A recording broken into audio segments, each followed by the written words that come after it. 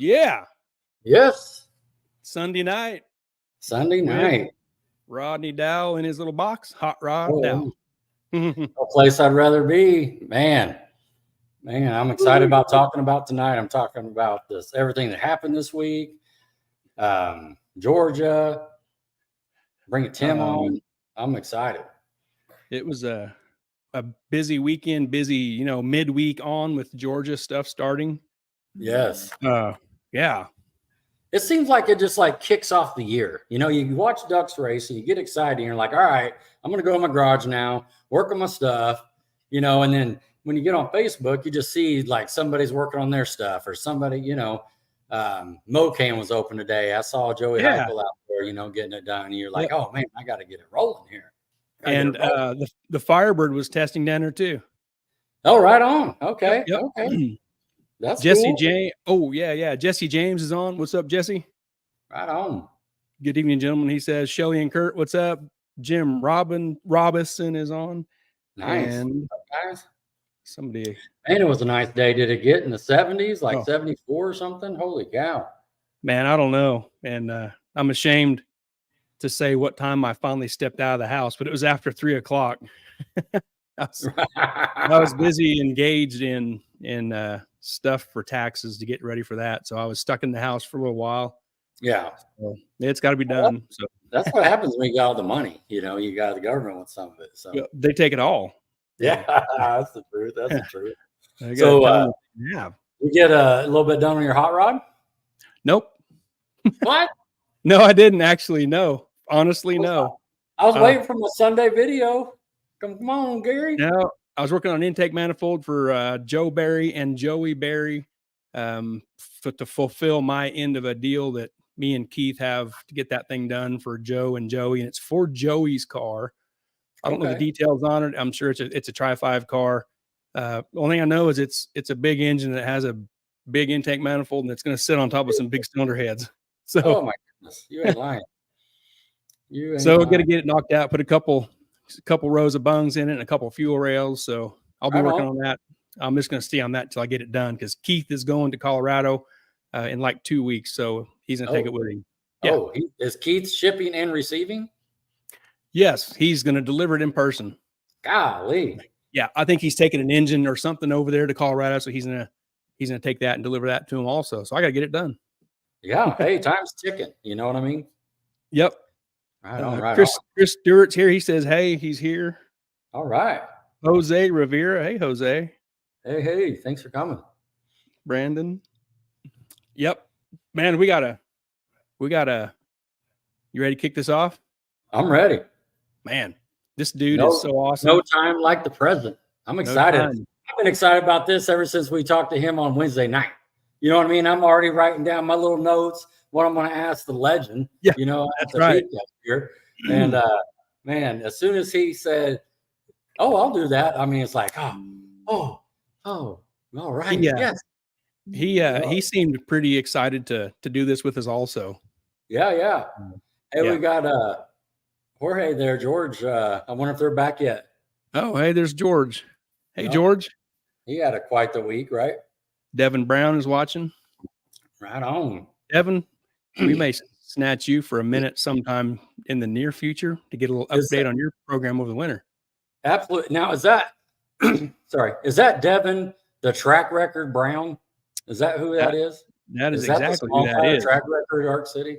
It is. The Devin Brown. D. Is that D or the? The Devin Brown. It's like Stevie Fast says Shadow or Shatta. Shatta, right. Shadow and Shatta. Yep. Yeah. George. Yeah. Yep. What y'all think of 4 O's in X? We're going to talk about some of that here in a little bit after. How many cylinders does that car have? Holy cow. Yeah, that's impressive. Down a couple. But yeah, let's bring in the man. All right, everybody. Here is Mr. Tim Webb. Hey, Tim. Hey, guys. How are you? Man, we're good, buddy. Doing good. I like that shirt. Yeah. Yeah, it's a couple old, but still it holds its worth. Heck yeah. Heck looks- yeah. Race. If you guys haven't been there, definitely put that on your bucket list. It's a great time for sure. We were talking about that last week, bucket Yeah. list races, and Gary pointed that out. And here tonight, I'm going to ask you about that too, and so will Gary. So this is going to be awesome. But but no, thanks for coming on. You know, we just want to pick your brain a little bit. You know, everybody knows Tim Webb. You know, and that sort of thing. You know, you got the Malibu, and you're working on it and stuff. And I know I raced a little bit last year, and just want to look back a little bit on your career and talk about things a little bit, and then we'll do a look ahead on what you got going on for 2024. So does that sound okay? Sounds awesome. Sounds Sweet. awesome. Cool. Cool. Be good time. Good time. No doubt. So just taking it all the way to the left, like what did you drive in high school? What was your high school car? You know, we always ask the question. Man, I had some clunkers back in the day. I really had some bad ones. I had an old Scout that I had for a little bit that was my brother's. It wasn't nothing fast, but just something cruising around with. Sure. Trying to think what my first I had a little hatchback Monza when I first started, and that was pretty good to me. We did a little bracket racing with that, and then I thought, man, I want to build something a little better. So Okay. I moved into another one. Yeah, so I was kind of in that Chevy Monza, small stuff there for a while. Yeah. Like everybody, when you start out, you didn't know what you were doing, and I had some real clankers, man, in the day. So Oh man. That one of those that is one of them pictures you sent. Is it right? that was my second. Yeah, that would have been my second. That was my first car that I built. Yeah, yep, that was Okay. the first Monza that I built. That was a notchback. That when I first started with my welding career, a guy that I started with, old Roger Petefish, man, he was good to me, and we started building that car together. It was a car that was like his aunt's or something, and I just liked that the notchback. They were kind of hard to come by when I got that car, and it was a hoopty too. It was pretty bad. The trunk was smashed clear in. It had a rear end collisions. How we come across it, and had to put a quarter panel on it, and that's where it all started for me. Started building cars. That was kind of that would have been the second one I would have put a roll cage in. So. Okay. What Yeah, have we raced that thing. That thing ran 10 flat. That was probably in like in the mid 90s.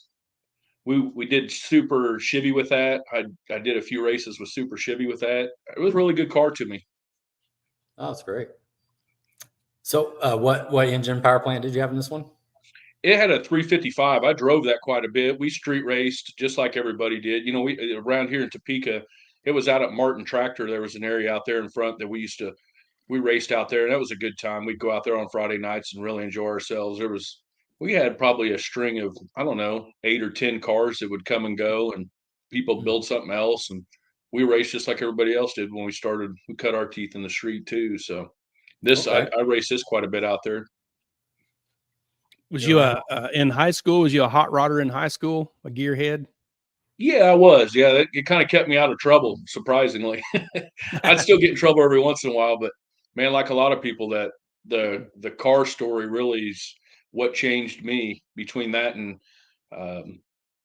we have our daughter, my wife and I would be married 29 years this coming year, but um, being together that young, and my daughter was born when I was 18. So I just turned 18 in January and she was born in February. And so I had to grow up quick, at that point. But these cars kept me grounded and kept me around the house and kept me out of trouble for sure. And so I worked a lot on the side. And then once I built this car, then other people started asking me to do it. And that's kind of how it broke ground for me. Cool. That is cool. Where did go ahead, Rod? I was just going to say, did you have any power adder on this one or anything? Or just No, that's at the time. This was all, this car. I just raced this car with straight just a small block Chevrolet. It was all naturally aspirated. I don't remember I don't think I ever put any nitrous on that car. And it went low tens. That's pretty impressive. Yeah, it was. It ran really good. It had a power glide in it, and man, when I first started, I can remember it had the stock. It was actually the other car that had the stock rear end in it, and it had the torsion arm that come to the back of the transmission, and I couldn't find the right tail housing to tie that all in. And I can remember, getting on it, and then that thing would fall down on the ground, throw a shower of sparks. And when you look like a retard out there when you look back now, but then it didn't matter. You just wanted to be out burning up the streets. Right on. Right on. When did you want to start welding, fabricating, working on, welding on cars and that kind of stuff? When did that spark ignite? I'd say that probably around the other car I had, I put just a little 6-point cage in it, and then I really wanted something different. So this car really set it off for me because I actually paid a guy that worked at a local sheet metal shop to help me do the interior in it. John Roberts was the guy's name, and it took us a little while to do it because I did all the back half. I basically back half that car with 2x3 and welded it all together, ladder bars, and then I did all the cage. And then it really taught me a lot about building cars when you go to tin them.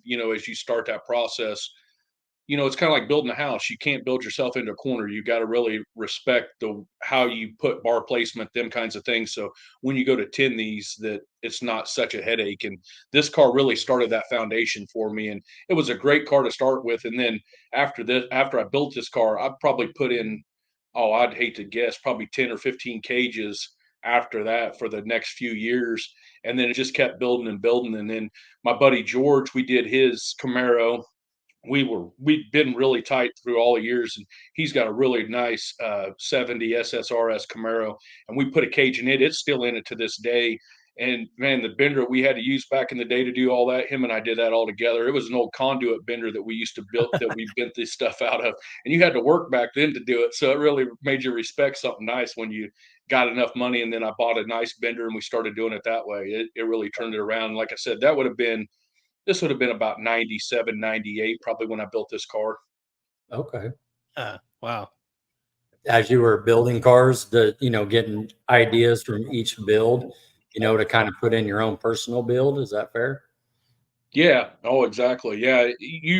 You're definitely a stepping stone. And then when you're at the racetrack, you always watching what somebody else is doing, or you always look at the latest and greatest cars that are coming out, and you take an idea that you like and maybe integrate it better. And hey, I like that, but if I did this with it, it'd make it better, or it would work better. And building these cars, you almost got to be an engineer without an engineering degree as you start with these, understanding bar placement and pushing and how force is going to react on things. So, the proper placement of bars. You don't just go and throw bars in there and think that it's going to work. At the end of the day, there's some method to the madness once you get building in it, when you realize how the forces act on these cars pushing and pulling. So, sure. Yeah. I cannot weld. And I'll say that out loud. And, but, I know Gary is a hell of a fabricator welder, and I know you are as well. How did you kind of get started? Were you self-taught, or did you have a mentor? actually, on TIG welding, I MIG welded like this car. I MIG welded all it. It would have been an all mild steel. And then when I got progressing a little bit, I got to the point where it was that changeover where chromoly was taking place. So I pretty much got self-taught on doing some welding. There's a guy here in town that's been building cars for a lot of years, Jerry Talaferro, and I learned a lot from Jerry. Jerry was a great mentor to me as well. And I go out there and I'd do some stuff with Jerry, and I watched what he did, but for the most part, I was self-taught. George and myself, George Thomas and myself, we kind of both learned about the same time. We were welding on my stuff and welded on his, and he TIG welded his all in. At first I can remember TIG welding and not using any filler rod, just burning it together. And you're like, whoa, you learn real quick. You don't do that. You better be adding some filler rod in there. You better get some parent material in there to help with that. But we kicked off, and that's how it was. We just started doing our own stuff. And then I pretty much switched over by 2000. I'd say by 2002, 2001, I probably didn't even do any mild steel anymore, because that was where that big craze took over, where you were limited on it, and if you was going to sell a car, I tell people that all the time. If you build a car, you might as well build it in moly, because at the end of the day, the first thing is you go to sell it. The first question they ask is it moly or mild steel? Yep. They may never go faster than 750, but it's in their mind that it's a limitation. So they're not even remotely interested. So at that time, the cost of mild steel and moly, there was a little bit of difference. Well, now there's really virtually no difference if you use DOM between that and Molly. Sometimes to find DOM, it's more money than it is to use Molly in general. So Interesting. Yep. So after the Monza there, that was, you said that was your second build. And how long did you have that car? I probably had that car. I had the car probably 5 years, 6 Mhm. years, and then come across a deal where I come across the Camaro '68 that I started to build, and it was my first ever. The '68 Camaro was like the first ever tube chassis car that I ever built. Yeah, right there. There. There's my buddy George in the background right there. Right But on. yeah, this car, when I bought this car, it was a roof and quarters, and I bought it from a guy that started it, and it was 2x3 frame rails in the back, and they were going to back half it, and I cut all that stuff out, and this was the first ever complete round tube car I built. This car turned out pretty good, and actually, I ended up trading the Monza, it and some cash to a guy, and he painted that car. He gave me some cash, and he painted this car for me. Yeah, that was my buddy Rob Blow did that here. He was probably 30, 40 miles away, but he did an awesome job painting that for me. And I raced that car. That's what I started racing Vamp with originally, and then that really got into some heated discussions. People that they just always thought you're cheating. It's like a lot of classes anymore. Everybody wants to arrange the rules where they fit their needs instead of, like Kansas City's kicking off their track, and they're starting from scratch, and they're trying to use rules that are kind of general basis and move it around. But this was when I started. They had a 10-0 class. It was an index class. You just couldn't run faster than 10s. And they're like, oh, you can't race that car. You got this, you got that. That's kind of when we come around with meeting Charlie Price. But this was my first ever complete tube build, as I was starting to say. And I cut my teeth in the Vamp series with this car as well in that 10-0 class. So it's kind of how it all started for me. Is this another small block deal? Yeah, this was a small block 355 injected on alcohol. It ran really good though. This car run like 940s, but we had it turned back. I pulled the timing and stuff out of it, and we did really, really well with it at Vamp deal in that 10-0 class. That's what I was telling you guys last weekend. That's where I kind of first met Charlie Price, which Charlie Yeah. was a great super street racer, from you guys' there, and him and Barry Peters and Jesse Mitchell, all them guys used to come up and race the Vamp series. And man, you talk about become a big family. We really looked forward to that, each of them races. And the first time I raced, it was either this car. I built another 69 for a guy. It was either this car. I think it was this one I'd raced, and we were just messing with it, dialing it in, and we got it to run like 10:00 with a 1. And Charlie comes over, and it's the first time I really ever met Charlie. And he's like, I just got to know. I got to know right off. Are you that damn good? I was like, no, man, everybody gets lucky every once in a while. He just couldn't believe that we come in because he really had stomped. I mean, he owned that 10-0 class for the first 2 or 3 years.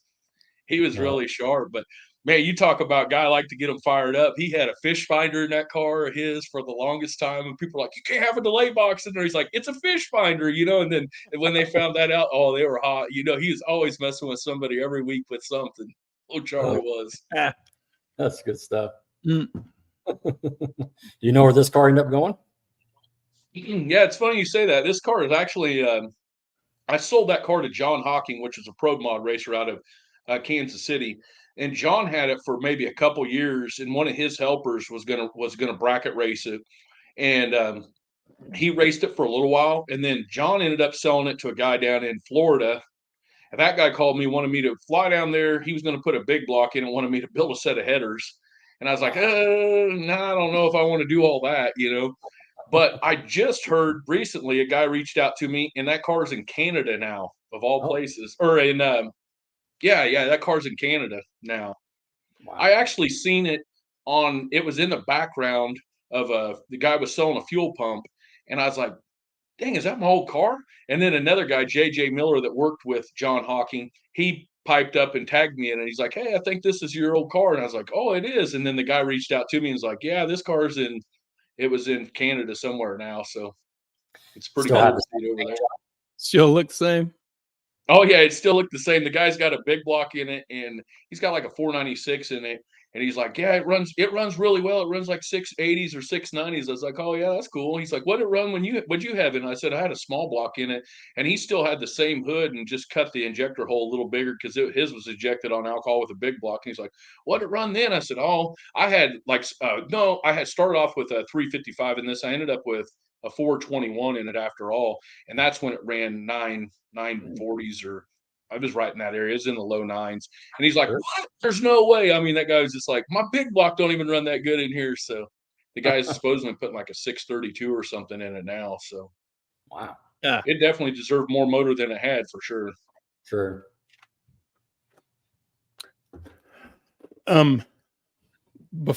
So was the Malibu after this car? Yeah, I sold this car and then I actually right at the end, the Malibu come from like a police auction. It was a friend of ours that he was always buying stuff from the police auctions, and he bought that car. And my brother has always had his clear from high school, that white car. He had that car all the way through high school. And this guy's like, hey, I got this Malibu. You want to buy it? I was like, how much? And we made a deal, and it was a V6 3-speed. And when he got it, it had a bunch of stereo stuff in it, had Dayton wheels. And of course, he took all that stuff off, and I had like just regular rally wheels on it. And I drove that Malibu to and from work for like the first 3 years. But the first day I got that car, I went by my brother's house, and he only lives a couple blocks from me. And I remember driving down the street, and it was a pretty nice day. And his front door was open, and I pulled up in front of his place, and I floored that car to the floor and waited for him to come to the door, and I dumped the clutch and rode down through there. He called me. He's like, "What are you doing with that thing?" And it had like a sunroof in it when I first started with it. Oh yeah. But yeah, I had that car for about 3 years, and then Hawking bought this car from me. And a good friend of mine, Jimmy, he's like a dad to me. Him and I took this car up to Hawking, and I sold that to him. And at that time, I want to say that was probably 2008 or 9, somewhere around there, just guessing. But I'd sold this car for like 27 grand. And at that point, that was a lot of money to me. I was still a young kid. I was in my 20s. I took Big Jimmy with me. I'm like, yeah, let's see, it's got to rough me up for that kind of cash, over this. But yeah, we sold this to Hawking, and then it started. I bought all the stuff and put a 540 together for that Malibu, and I was really excited to race the Vamp series with that thing. We raced the Outlaw class, which was their 10-0 class, for just a little bit of time, and then they started their drag radio program over there. And man, that kicked off over there. That was big. I can remember there was high 20s, low 30 car count in that Wow. drag radio class over there. And it started off. It was, if you ran nitrous, you could run a 295, but anything boosted, you had to run a 275 is the way it started. Or they ran the Hoosier, was a real big tire that they ran early on for the boosted guys. They were using them. So, but we raced that Vamp series. That's kind of when Chop come on the scene, man. The old Ruby that he's got, that car's been around for a long time. He ran the 10-0 class, and he did really well with that. I can remember that car. Chop's got an engineering degree. I don't know if you guys know this or not, but when that car first come out, that car was one of the first ones I ever seen. It had a tilt front end like a semi. That thing would sit right straight up and down on the front bumper. It was pretty slick. So I can remember our early days with the Malibu. That car's been with him since Chop was in high school. So wow. A lot of these cars, the guys start with, I'm sure you guys, a lot of these cars got some background in them. So for guys to get rid of them, I mean, they've been with them since longer than some of their kids have been. When was the Pinks all out in Topeka? Was that like 2009 or 10? Yeah, that would have been like early on. Yeah, that would have been early on. You're probably real close right there because we raced that. That's where I met you at. Was at that Pinks. I was fresh to Wichita in 06, so just a few years after. But Jim Print was there, and Brian and TJ and a bunch of Wichita guys. And that's the first time I met you, was at that Pinks race in Topeka. Yep. Yeah, we raced that. Yeah, that was a good time. I thought. Yeah, I had nitrous on at the end. Matter of fact, George, I think, might still have that nitrous kit on, from when I had that on there. So I raced nitrous clear up through, I think I got to look at 2012, I think, was when I changed over to a turbo when I was looking through them pictures for you. 2012 is when I had put a single 118 that Ron has or had. That's what I started that in 2012. I remember going to Hyatt Automotive in Grandview, and it was drag week. And when they was in Topeka, the year it was in Topeka would have been 2012, right around that time, because Joe Pulaski come over and we tuned that thing there at Dave's dyno, and at that time that thing made a lot of power for early on. It had his Dave's dyno record for a little bit. It made like 1,550 horsepower, with that big block in there. Man, that day we went home, it was my brother Chris and Jimmy, and man, I can remember that was the easiest ride home ever. After you put something together and you put all that effort in, and then it was ready to go race from that point on. We were excited. So, but that was only the beginning, because you guys know how it is. You get this stuff together, you get it tuned, you got a learning curve ahead of you for a while. So, well, it's time to change something then. Isn't it? Yeah. Hey, I kind of felt like a nitrous user this week, the other day, when the AT&T service fell apart. Man, I felt like I was a nitrous user. Felt like some old dark days, Man. Yeah. We were going to pick up my car on Thursday, and I kept looking down at my phone, and my phone showed my truck showed no signal. My phone showed signal. I couldn't call, I couldn't text, I couldn't do nothing. I'm like, what is wrong with this phone? And it was, come to find out, it was AT&T failed us by a long shot. So my phone said SOS, where there would be a 4G or 5G or whatever. It said SOS. Yes. So, wow.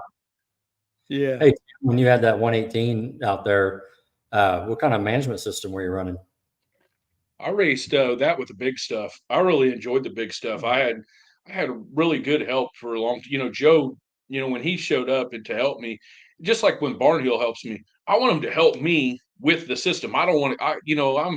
I feel fresh enough to make my own judgment calls. Whether they're good or bad. Sometimes I just want to learn the system. I don't want to be stuck over in a corner and like, I can't do nothing. This, am I going to be able to? I remember going to that, and the first time I went to the race, I'm like, where's this thing going to act right? Am I going to be able to make the changes to make it run? Because after you race with a carburetor for so long, if it don't start, you go check spark, you go check a few things. Is the fuel pump working? I'm good. With a fuel injection, you got a lot of other things you're telling it whether it's going to work or not. So, sure. Yeah. And it usually does exactly what you tell it to do. Whether it's right or wrong, you're right. It's one of the deals where you might have clicked the wrong key and it's doing what you asked it, but it might not be the thing that you think it should have asked. What happened? Little fat fingered it. So when you had that set up there with the 118, how fast you get going with that big stuff? Ooh, that thing. I think the fastest I really ever had that 118 going. I struggled with track, shocks, just everything. It's just like today's age, it's tough to go. Then we had a place to go test, we could go test, but we didn't, we didn't realize what we had then. I was talking with Chop yesterday or even this morning when they were on their way back. Us guys in the Midwest to test for like a Georgia race or something, you get sideways because we don't have a place like them guys can go test weekly somewhere and develop something that'll create them a 60-foot where they're used to going, or test to the 330. Around here, I mean, we got great tracks by all means, but we don't have these 5-paper racetracks that these guys go test on, like you said. So it was kind of the same thing back then. We would go test, but we didn't get a test in Topeka. We'd have to go test in Kansas City. So we were at a really downfall at that point to try to change something where you could go out on a Wednesday night and run through a handful of things and look through your data and say, hey, this made a difference, or no, this didn't. Let's try this or try that. We never really had that at Topeka, unfortunately. The guys the track wasn't that good and they just didn't put any effort in. You hate to say it that way, but that's just the way it was at Topeka. So, well, with that being said, I know, Topeka is where you live, but I think you were telling me before in previous conversations where you really liked that KCIR back then. Oh yeah, it definitely was our home track.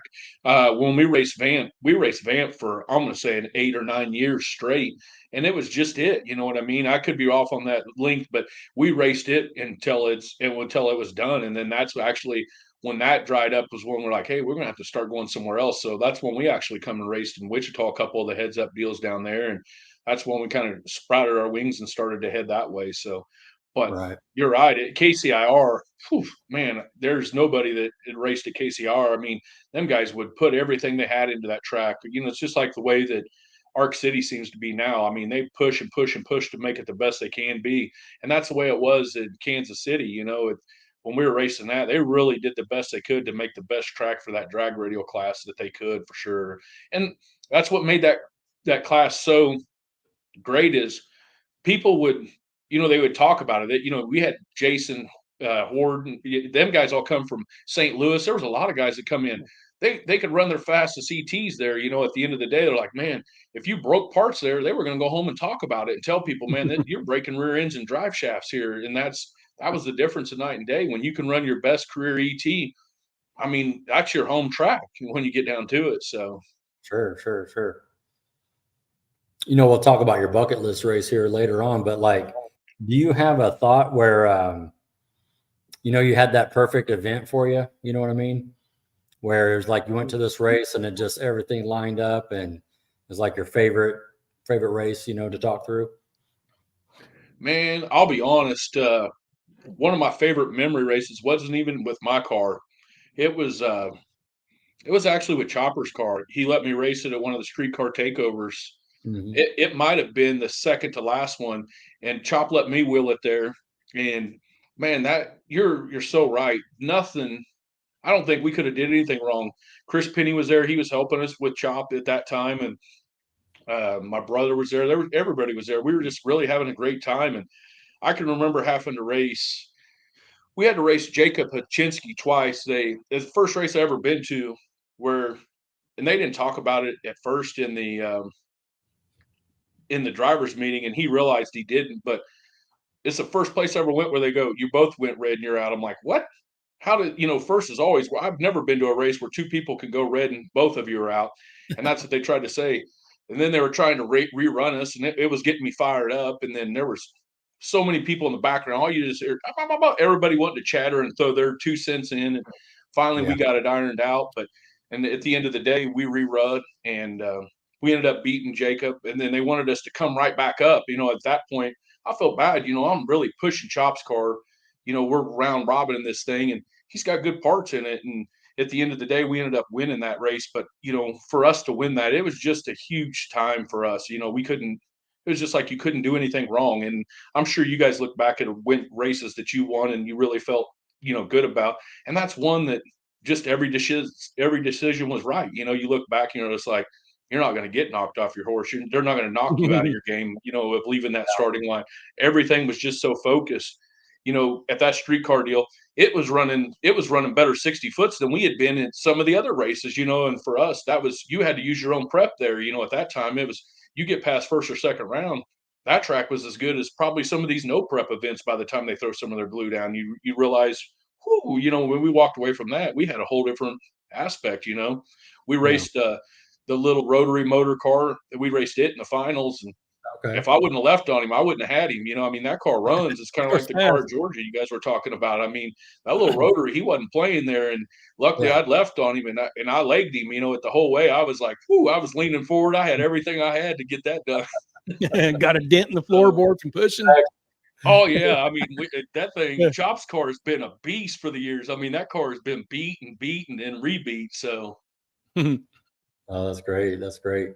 You know, you talked about something there, and we'll talk about this later, but sometimes it's just the draw too, who you get, you know, through the ladders and that sort of thing, you know, because, you know, how that series goes through and each pass happens. So, yeah, no, that's good stuff. oh, yeah, I can say that's exactly the way it was in that race. You know, the way that everything fell in. I mean, there was people we needed a round or two to get through to really know that we were on our game. But then they really hit a stride with it. And I mean, Penny was really doing a great job at that point of tuning, and everything just fell in. I mean, I was driving well, everything was clicking. You know, I was leaving good on the tree on it. It was working.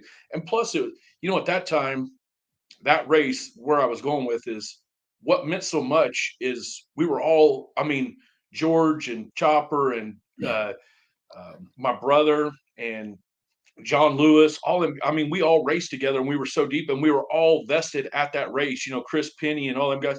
I mean, we were there. And I think that's what meant the most. You look back at these races, you can go race and when your crew ain't there to help you, I mean, it just ain't the same when you fall apart. I mean, the more people that's there at these races, man, that's what makes it fun. Is it's just like when we go to Texas, we have a great time when we're all Yep. there, and it's just if you need something, you know your guys are there next to you. If you need them, they're there. It's just not the same when one or two people go race an event and there's not the other people there to help you. It's just not that same brotherhood because, man, I'll tell you, through the years, we've got a brotherhood over here that you just couldn't break, you know.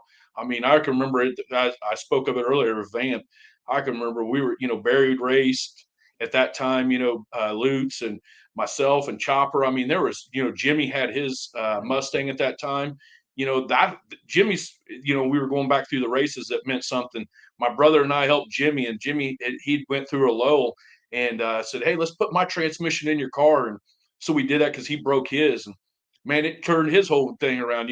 That night we went down there and they had like a heads up race on a Friday night. He couldn't even go wrong at that point. Everything went right. That's another race that really meant something to me to see Jimmy win, and we were together. And it just, when you look back at the times when you win and you have them great times, and you're surrounded with all your family. I don't care who you are, you got family when you're at the racetrack, and that's what a lot of people don't get. So they don't get that side or understand that side of how this works. And when you get there, man, you got more back than you ever realized. You got an army with you. Yep. You're right. Well said. Yep. It's fun seeing your friends succeed and do well. Oh, 100%. It's when, that's racing is so much part of a team effort, especially this day and age in the cars that we're all racing. You go try to do that like you used to do with a bracket race with just you and your significant other. At the end of the day, it's not going to happen. These cars require two or three people, and everybody's got their job, to really help you. And when you don't have that, sometimes it don't work as good. It's just like, man, you rely on somebody or the person that comes in that helps you throw their belts on. When that person changes, it's different for you. So You're right. Just the mojo. Yep. So what would you say your favorite racetrack is then? Just talking through that. whew, man, I don't know. This day and age, looking back, I don't know. I mean, in the past 5 years, I like Georgia a lot. I mean, when I went there, I had a great time in Georgia.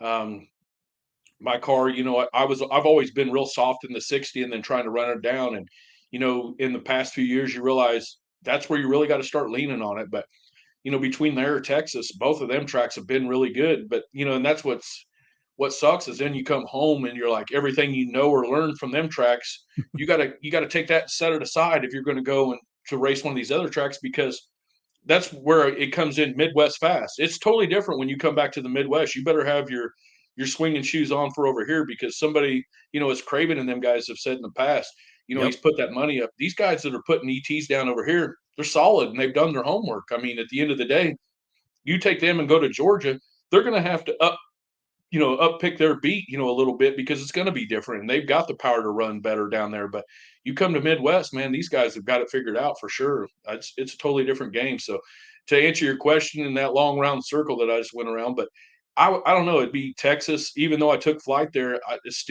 that still rings home to me. You know what I mean? Between there or Georgia, I really like the two. I don't know. Maybe it's just because the size of the event, but don't get me wrong. I mean, Ozark has been a solid in there the whole time. If I was to pick something close, it'd be Ozarks all the way for sure. So right. No, Ozark's been a great place. Ozarks or Tulsa, one of the two. So Tulsa.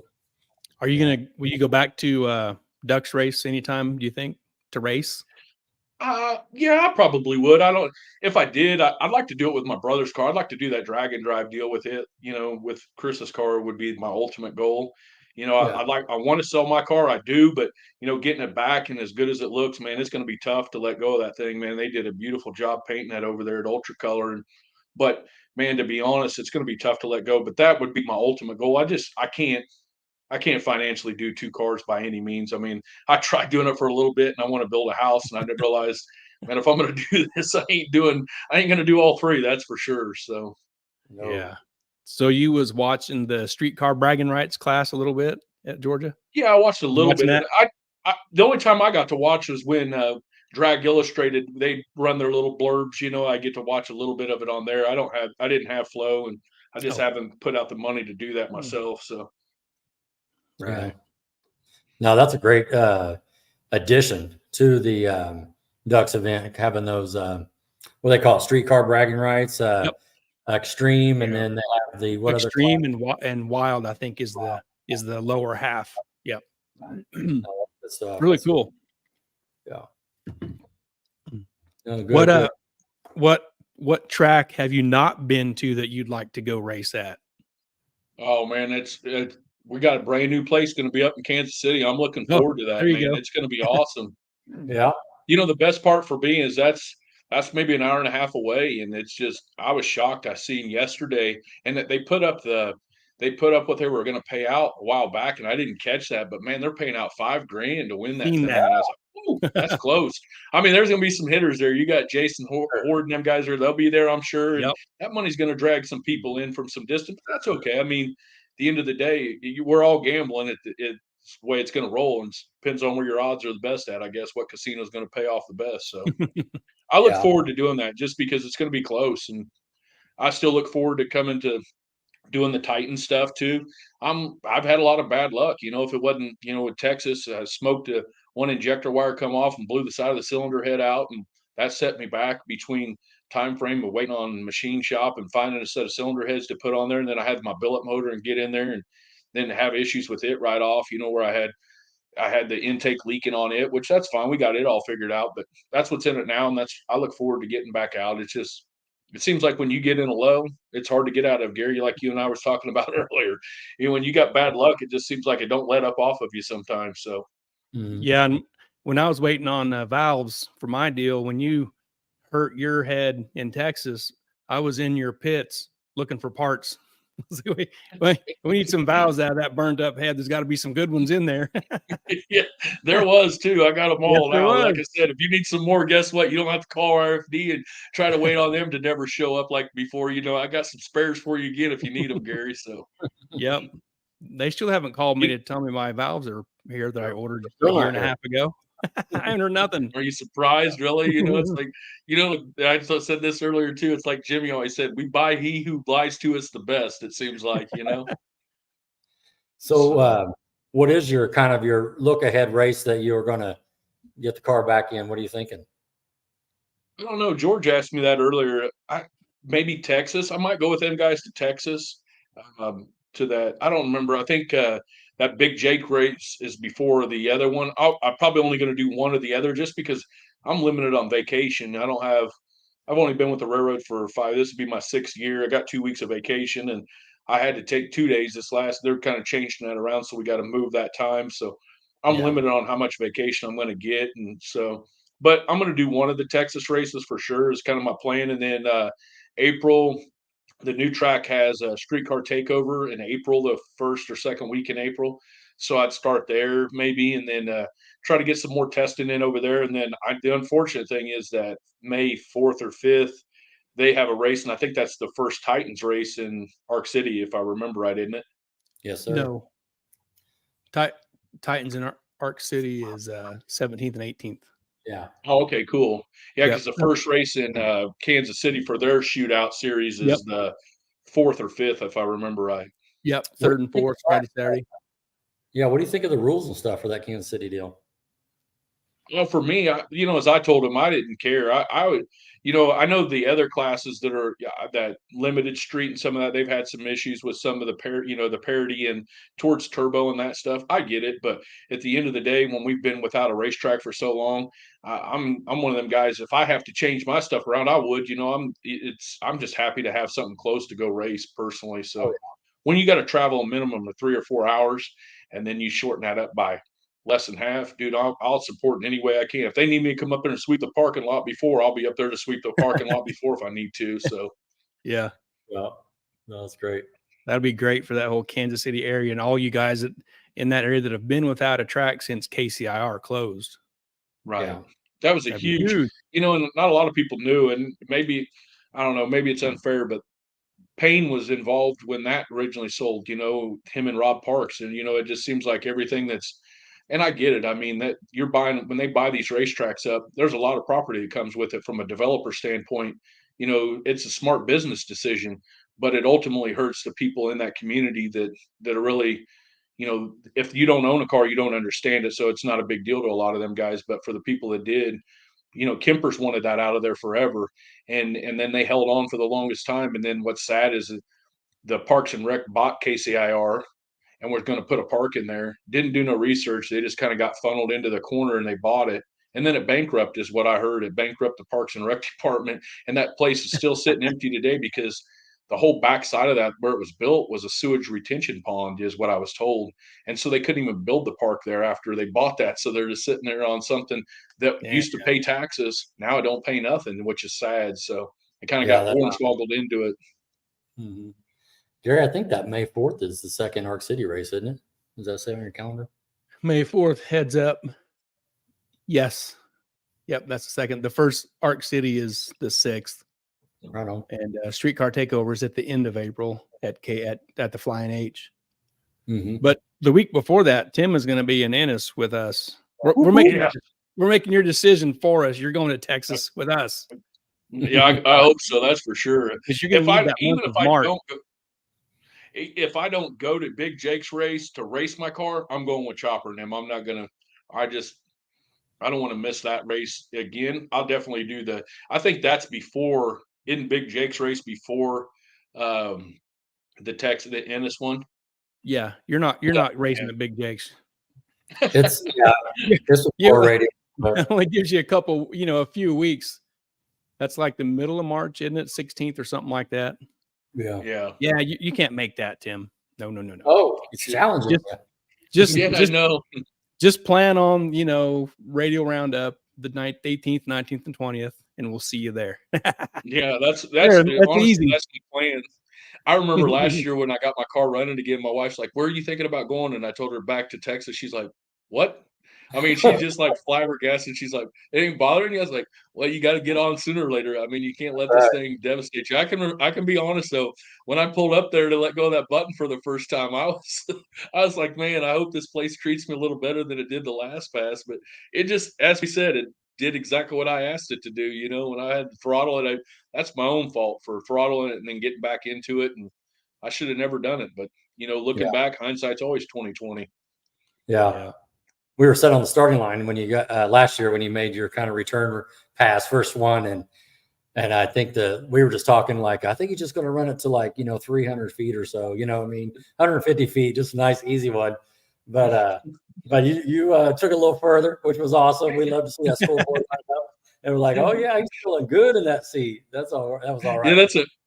Pop, they come to get me, and Pop said, "I thought we was only gonna run that half track." I said, "Pop, it felt good, man. When that thing made it to second gear, it was eating. I had to let her go. It felt straight." Yeah, he's like, "I knew when you pulled into the burnout box that you wasn't gonna lift early."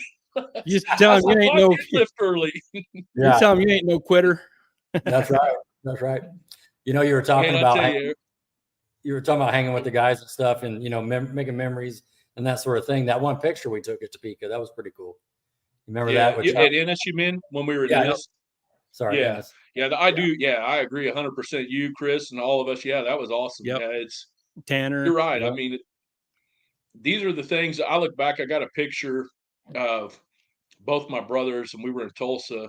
Chris was racing, I was racing, and my brother that lives in Texas come down, and man, you talk about, that's a powerful picture for me when I look back and think about that. It's looking back now, you think to yourself, whew, man, it's you see these pictures, sometimes that's all you got is your memories.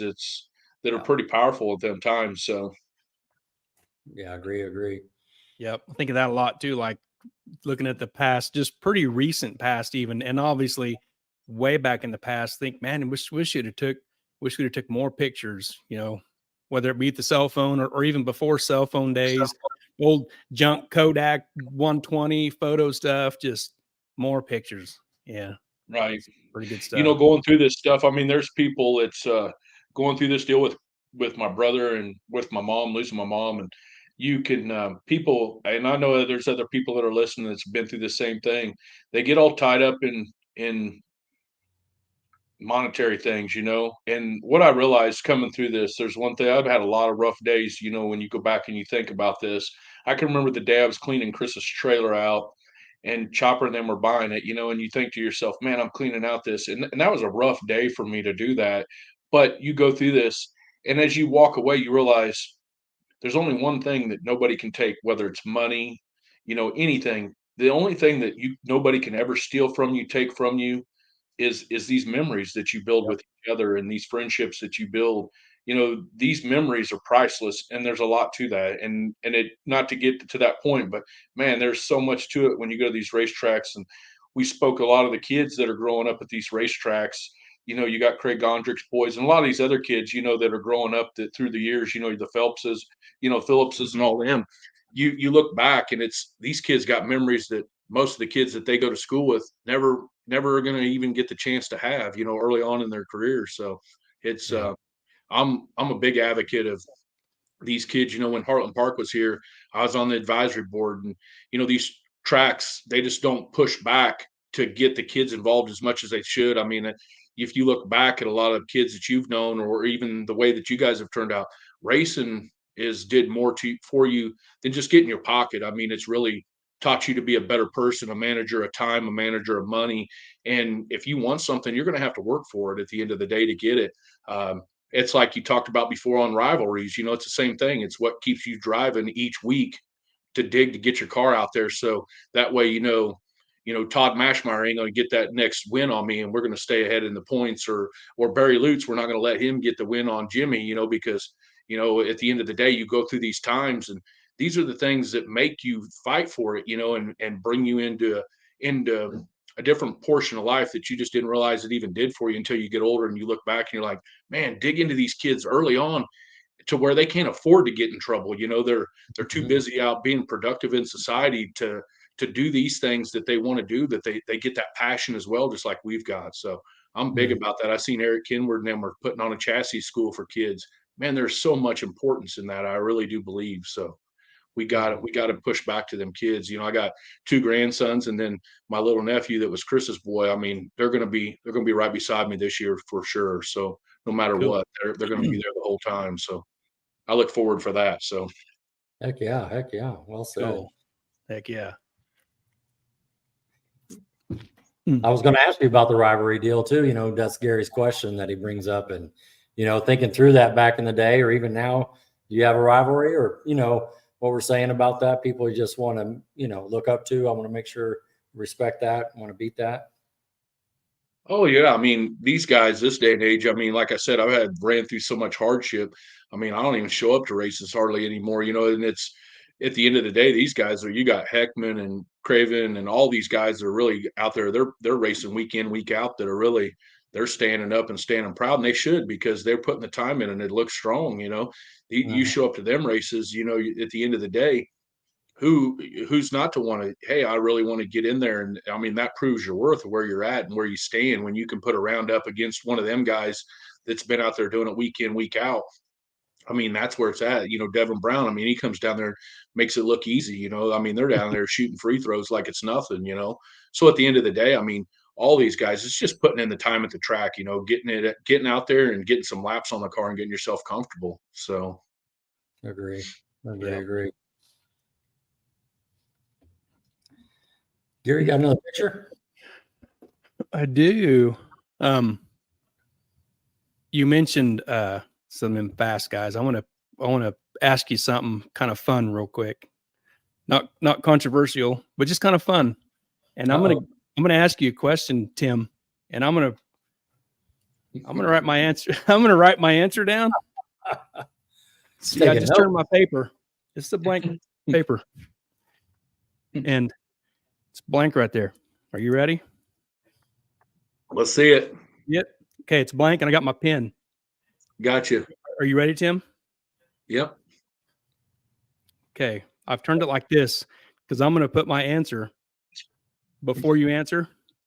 Actually, I'm writing it right now. Crap, I got to do that. Okay, I'm speaking specifically about Mad and Ozark because there's a thing going on, and you know what it is? What's that? And my question to you is, do you think anybody's going to run a 3 this year at one of those tracks, Ozark or Mad? Do you think anybody's going to run a 3? I've got my answer here. So if this wasn't a pre-canned deal or pre-planned, I'll give you my answer when you tell me yours. Man, I'm gonna say I'm gonna be shocked if they do. Yeah. That's my And I answer. say no just because these guys, I mean, I'm not saying the power ain't there by any means. If they do it, it better be early in the year. Is what I'm getting at. Is what we said earlier. I mean, I think there's some guys out there that definitely got the power to do it, and they may make it. But I just going And from a teen to even an O, man, that's a I huge think they step. You get will. into them O's. I mean, when you go from a six or a 409 to a 405, that's a huge jump. I mean, it's not like, oh, I left a degree of timing out, or I did this right, or I did that wrong, this pass, or I flipped a switch, and next thing you know, you're going from 416 to 398. It don't 399. work that easy. I mean, them are ETs that you just don't get as easy. They just don't come. It ain't like you're running 450 and you click a switch or you make a timing change and boom, you've got a 22 in it. I'm not saying the power ain't out there. It is, but man, Yep. you gotta be on your toes. It's kind of what Craven said before. That's what makes Midwest fast. It's like, hey, he ain't gonna put up money for somebody to come from out of state that think they're gonna take 10 grand from him. I mean, let's face it. I mean, nobody's just throwing that money out there for a reason. I mean, he knows. So I think it will happen, but not this year. I think I think it needs this year yet to chew away at that last, 10th or 10 or 12 numbers to get Mhm. there. I may be completely wrong and I don't care, but that's what I think. And what fun would it be if everybody agreed on the same thing? Yep, we're gonna do it. Well, Right. I think we need another year to chew that 10th off. That's just what yeah. I think. No, I really honestly think there's going to be some O's and there's going to be some people that are Yeah. close and they're standing on their tiptoes because they're like that 05, 02, 01, and they're right there. And it's just that crest over to get that everybody's going to be like, oh man, I want to be that guy, that gets that. Trust me. I mean, there ain't one of us out there that wouldn't want to get it that probably don't feel like, hey, man, it could be gotten. So, Mhm. Yeah. For You don't have an answer, Rod? No, I'm keeping up with you guys talking through this, and I think you're right. I think there's going to be some O's. I wouldn't be surprised if there's a 390. I think it's going to be one or two more years It's gonna be before. exciting to watch for sure. Yeah, and Yeah. it's just I mean, I hope it does, but I'm just if I'm betting, I think it's I think there's going to be some O's. What is the fastest? Like a 12 or something? I Uh, think I I think there's been some people that's been O's, you know what I mean, or 10 or O. There's people that's been O's at some other tracks, but at the end of the day, I mean, there again, it's ringing that bell when the light's on. When that race is taking place. I mean, sure. there's been a lot of people that've been fast at other places, but like Craven said, hey, come get that money if you think you can do it. Right. It's kind of the same thing. I think, there's a lot of cars that definitely have the potential to do it. I was talking with Metcalf and them, and man, they're going to have one well of a hot rod when they're done. It's them Yeah. guys all over there. You guys got some hitters over in your neck of the woods by all means. So it ain't going to be for a shy of power out there. It's just going to be the matter of putting the whole program together, and which has been everybody's issue. It's racing these tracks around here. You got to get it in that first 60 foot. That's what's talked about so much when we're at chops or when we're talking racing. Man, it's that first 60 foot. You got to get it in. Yeah. So Yeah. No, true. So true. Yep. Rod, what do you want to talk about next? Well, I see a couple people have chimed in on us, and we can walk that back if you want to get those comments. And they're just trying to keep up with Tim, and I know we got a cool picture coming too, so we can roll through that. But the rivalry thing was what I was thinking of. With Tim, he answered that real well, and yeah. and it seems like everybody has the same answer, which is awesome in their own way, but it's all the same thing, and so it's awesome, it keeps you out in the garage, keeps you digging, keeps you fighting, keeps you hungry. Yep. the rivalry, like you're talking about, it's the same thing when it comes to that 390. That 399, whatever it is. Yeah, That rivalry is the same amongst us all. We're all going to be standing up and screaming and hooting and hollering for the first one that does it. Because there's nothing different. I mean, we all want to see each other succeed when you get down to it. Truly, I mean, there's no more excitement than, hey, it's been done at this track now. So it can be done. You're you're breaking the barriers down that's been built at these tracks that say, hey, you ain't going to run no faster than that, or you can't do this, or you can't do that. You You know, make there's everybody- probably no more better rivalry than somebody to tell you you can't do something, you know. I get Yeah. it all the time. A guy that tells me, I really like to do this, but I don't think it could be done. Oh gosh, don't tell me that. It's when you get that, I mean, it's just like a rivalry in its own self. It's like then you want to put the extra effort in. So And everybody's going to remember who that car was, you know, who that person was that busted that barrier at one of these two tracks. Yeah. Everybody's Agreed. going to remember. Yeah. And to that point, Gary, I think as soon as the first one happens, the second one's going to be close. Like it ain't going to be a year. yeah. It'll be right there, you know. Yeah. Because to Tim's points, that rivalry. Well, they did it. I want to do it. Yep. You know. Everybody step it'll up. it'll make us all dig deeper. We'll dig deeper in every aspect. It'll be digging deeper into this car, into the corners, and nutting and bolting it each weekend, or digging in to buy whatever that part is that you're missing that's keeping you from out there. You know, Yeah. the shock technology today we were talking about. I was talking about that was Chop, man. Shock technology is sick today. Control. I mean, it's he's been super fast. He's been one flat in his car a year or two ago, and he's just still riding that, trying to get it back there. And it's you change one thing and you're chasing some stuff to try to get back where you've been. It's tough. And man, they put in. I will promise you, you will not find anybody that puts in more effort than George and Chopper and them guys. Them guys are digging all the time at that, and it's great to see that, and it's great.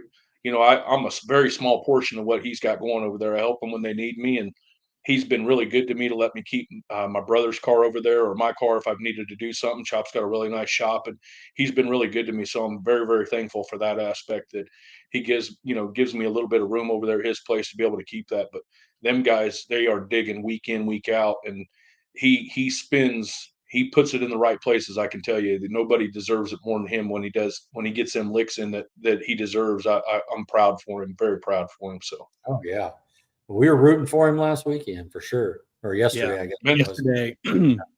Yeah, even Cameron, them guys, it's you look up, because a lot of them guys that are on the other side of the street, them guys are all big money, you know what I mean? And they're trying to do it, through budgets, I mean, I know they're both business owners too, but you got to put the time and effort in and get away, as we said, to test.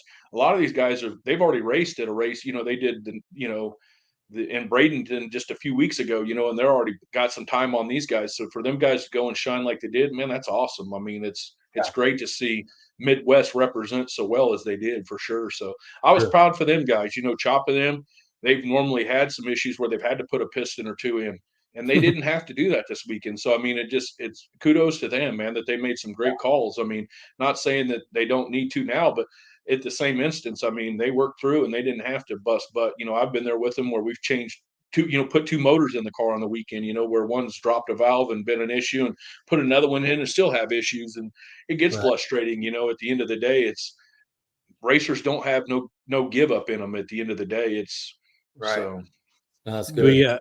We want to run through some of them Cameron and Chopper pictures while we're talking about that real quick. Do it. Yeah, do it.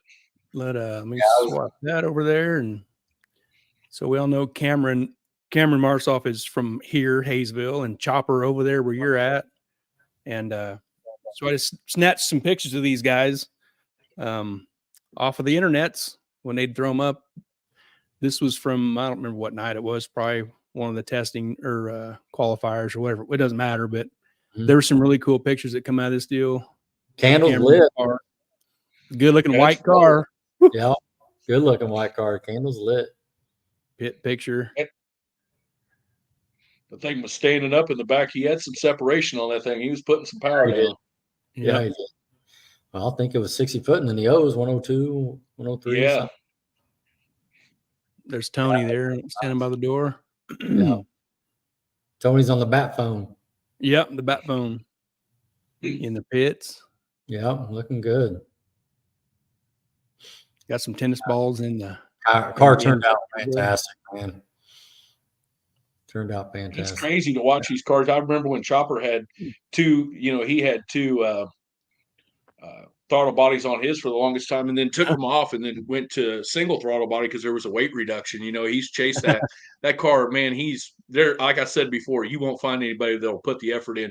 He's titanium bolted that car to death and carbon brakes. And I mean, he's went all out on that thing to get it where it is today. But to look back and you think, he's got a 9,500, and I don't know if he got it. I think he got it on there, but I looked at that thing, and that thing looked like it had 4 small block Chevrolet pistons in it for holes. I mean, I put my hand up next to that 9,500, that single. I was like, holy smokes, man. That's awesome. This picture here is really awesome. Man, Yeah. That is a great picture. that's a really good picture. Whew. Setting good. I'm not a white guy, but this looks really good. Whew, man, Yeah. I wouldn't kick it out of my garage. No kidding. No kidding. Mm-mm. Chop's got a nice one in it over his shop. He got a good 68 over there too. Or a 67 or 8, depending on what door they put on it that week, But it's man, that thing, I love them cars. Yeah, as you seen earlier in the I had one, and man, them cars are near and dear to me. They're sweet. I like them. Yeah. Cameron and That's White a cool Rice picture there too. Exactly. And ready to go E2. Yep. And there's Cameron beating that car to 330. Yeah, you're pretty close right there. You can see on the side of the wall, I'd say you just can't quite catch it. Right there is probably the 330 mark where you're seeing. Right. Yeah. I bet shortly after that thing was coming on like nobody's business. He was coming on like gangbusters. Yep. Yeah. He had 8 on him in the 60 foot and had him to the 330. And yeah, I'd say right there at the 330, if he wasn't beside him, he had to be damn close right there at the 330 mark with them numbers. Yeah. That's a heck of a pass for 2 cars. Here we go. We got a shout out right there. There's Cameron. Y'all are badass. No, Cameron, you're badass, dude. Me and Chop had a blast trying to take them boys down. We're going to get them soon. Cameron, it was fun watching you guys, man. Good job.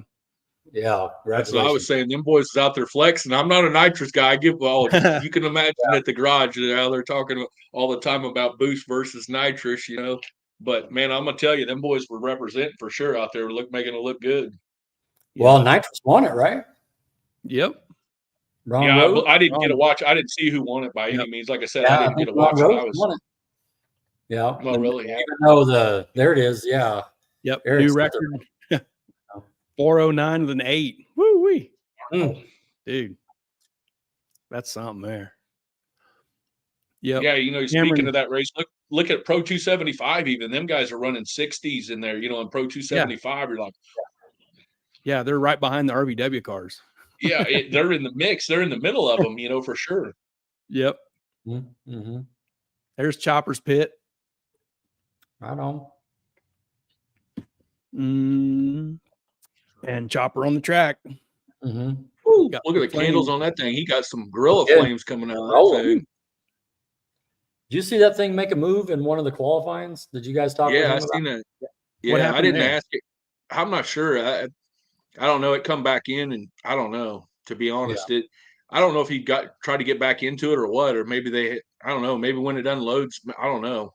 Honestly, I was kind of shocked because that car don't typically have issues like that. So, this kind of tough to see, but when they both made it through first round, just a lot of energy. Yep. All 3 of them, Jared and Cameron and Chop. Yeah. Yeah. What's that say right there? 22. 422. I think it's with a 3. 3. Yeah. Yep. Winner. Rolling. Yeah, that was E1, wasn't it? Is that what it says? Yeah. Yeah, E1. Yep, E1. Not a real great picture, but oh, you wait! I just seen them lights. I'm gonna have to give him a razz, and I'm gonna give him. We're gonna put a Bluetooth shocker in there for him now. 07 to an 03. Yeah. Yeah, he give up 4 numbers right there, man. Put the shot collar on him. Yeah. Go. Let me catch some comments over here. Stan Williams is watching. Hey, Stan. Stan the man Williams. Oh, yeah. Put him on here. Talk through some scout days back in the day. That's right. No kidding. Man, he was a legend. I remember them talking about him and having that scout over here in our neck of the woods even early on when I was a young guy. Yeah. Isn't that, I think, Metcalf's car, isn't that Stan's old car? Yeah. Yep. Is. Yeah. That one And then he had a 69 he campaigned for a little bit as well, convertible, if you remember. Oh, yeah. Back in the 90s. And Jimmy. I remember that. Did he race MSRA? He did. Yep. Yeah, I wondered. Yeah, Jimmy raced some of that too. Jimmy's probably half the reason, which, a lot of people, Jared Johnson, and they always thought that was my dad, which he really is my dad, but just not my blood dad by any means. But man, that guy, he took me to a few races, and I built a car for him early on, and we went to Bowling Green to. It might have been a Clash of the Titans deal. I can't remember. No, it might have been Extreme Street, and we raced that deal. And man, we get down there, and them guys are like, "This car ain't legal," and it was crazy. And they're like, "Yeah, it is." And then these guys are like, "No, it's not. I don't have any of the floor bars in it." And I'm like, "Floor bars?" As soon as they said that, I was like, "Did you not read? You went off the pictures to build your cars." They're like, "What do you mean?" I was like, "Didn't you read through the footnotes in the side that if you don't mess with the pillars, you don't take the floor, mess with any of the floor pan in there, you don't have to put that structure in there?" They're like, "Oh, it was crazy." Some of the guys like, "Well, it ain't our fault you didn't read the book. You can't just go off of pictures and think you need all that." There you go. So, Oh man. no, I went to that race with Jimmy, and it was on after that. That was, I can't Yeah, even. That would have been. Stan raced, and his father, his name was Rodney. He had a black 57 Chevy with the little flames on the front. You probably saw it out there too. Oh yeah, yeah. Good times back then. Was that a SB2? Yeah, SB2. SB2 deal. And was in a stick shift, wasn't it? It was. Man, that was a cool car. It was just a cool ride. Yeah, I remember when they come to Topeka MSRA, man, that was a big deal back then. Yeah. So Yep. They used to have a lot of cool things come through here. So me and Corey Besser were there. We had a yellow 68 Camaro that day. We were there. Wow. Yeah, that was cool. This is Troy Aves. Troy says, "Remember racing Tim when he was racing Chop's car at the first LS versus the World? I think I could have got him if the rear gear was correct." Oh man. Sure, Cool. Troy.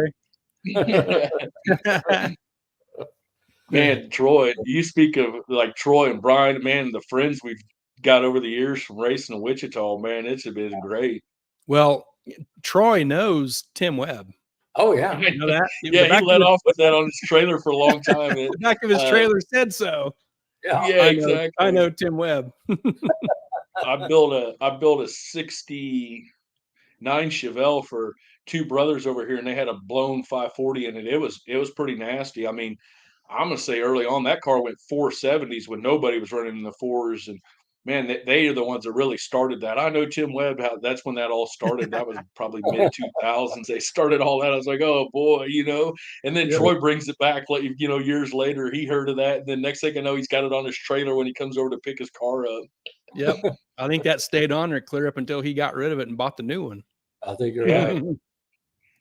Yeah, man, I've been really fortunate over the years for guys. I mean, there's a lot of great builders out there, and for guys to take a chance to let me do some work on their car. And like Troy, I did a rear end and did some updates on that. And I know Keith just did a bunch of work on it too. Yep. I see Chris Wilson in there. That's another man. That dude in the nitrous days, that guy was like, he was hell on wheels over there in Mako days and all that with that Chevelle that he had. Man, that thing was a handful.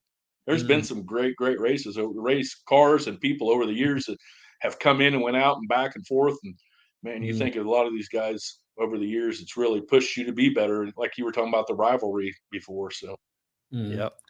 Do you got one more build in you, or is this you got what you want, or do you have one more build in you?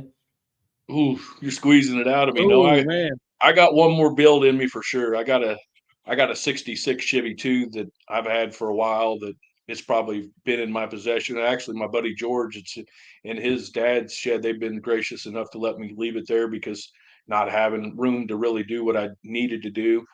That will probably be the car. I'd like to build that, but I'd like to have it as a drag and drive car though. So I don't know if I want to build another full on car. I don't know. You never know. It just depends on how racing is. Sure. Chris Wilson says he's all used up. Oh, whatever. Man, that guy, he's got some sweet rides. At any given time, he can come back out. He's gonna be racing against Brian here.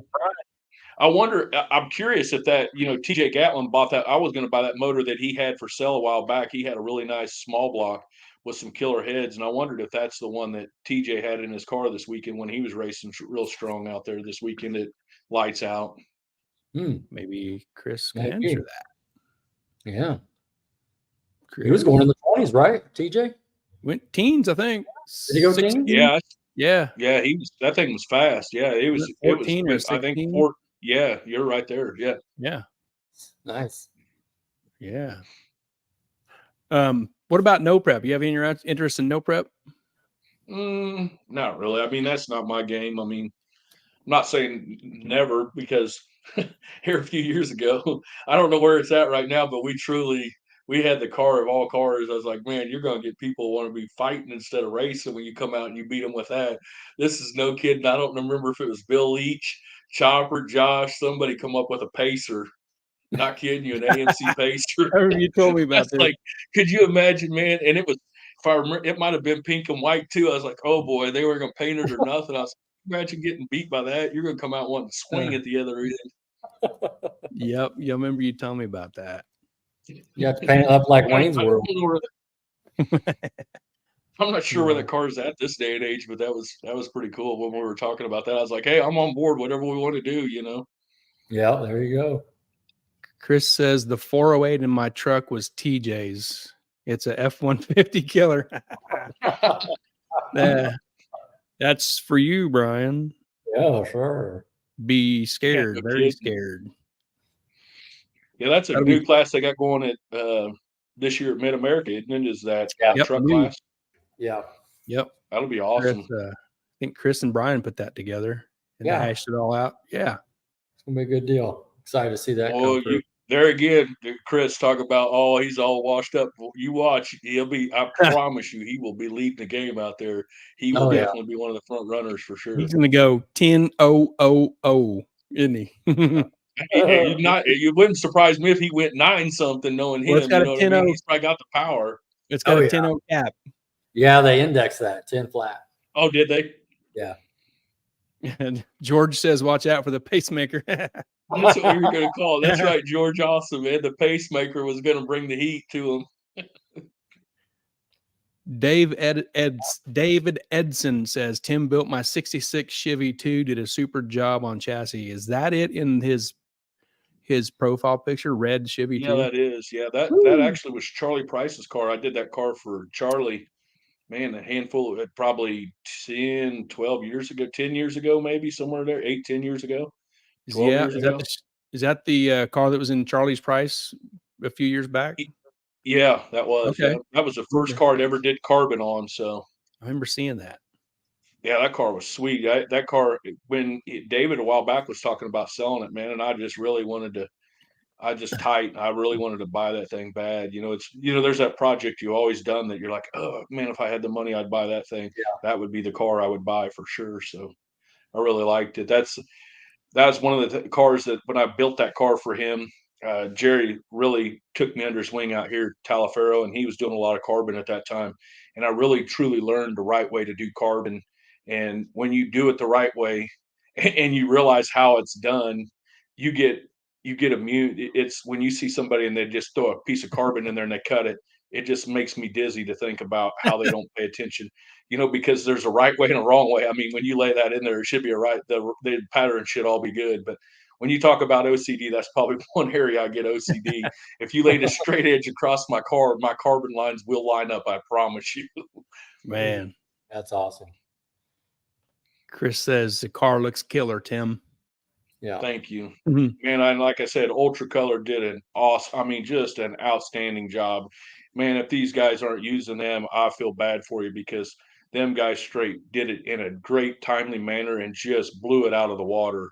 I mean, Dan Roberts before did a great job by all means. He blew it out of the water as well. Dan was busy, and I did some work with Logan and them on a set of headers. So it was great to get, to even get my foot slipped in the door to get him to do something for me. This day and age, to get somebody to do it is tough, let alone to do a good a job as they did. So I'm really grateful for them and the time they took. Dan did the quarters on it after I wrecked it. And I had another guy here local, Jason Cromwell. He did an awesome job after when I put the billet motor in, I had to straighten up the front clip and do some stuff there. And then he did the body work because I couldn't bring it out. Man, it looked like I had a black eye with that scoop just laid on the top of there, and Jason just knocked it out of the park to get that stuff all cleaned up. Oh, look good. I see Logan says the Yeah. The carbon lines up from front to back on your car. It does He's too. I mean, if you could look through it, it's crazy how OCD you get on that when you get started. Chop's car, I did Chopper's car, and man, there again, I just super grateful to be on with him and be able to help him through the years. And these guys have all, I mean, there's a lot of people that they could choose to have do it, and I've just been fortunate to have these guys to give me the chance to do it for sure. So I just built a rear end for Logan and them for their car, a floater, and I used Parks. He builds a really nice floater. That's what Hammer uses his Parks's floaters in when he's built the rear ends for Dave Comstock's car, and they're an amazing floater. I mean, they roll their ball bearing. They're not a roller bearing, so you're just sitting just on the edge of that ball. And people, when we push Chopper's car, one person can push that car, and it's just amazing the difference when you get into that.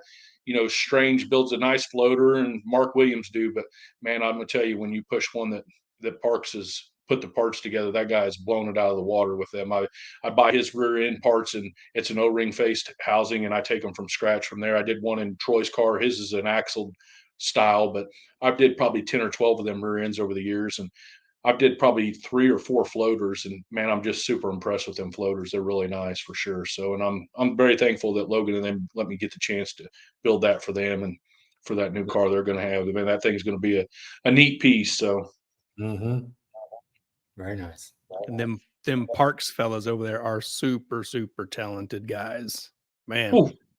And I walk in that place, and when I walk out of there, I thought I was pretty crafty at some things. Man, I walk out of there, and Scott just takes it to a whole nother level. That guy's Jeez. forgot more than most.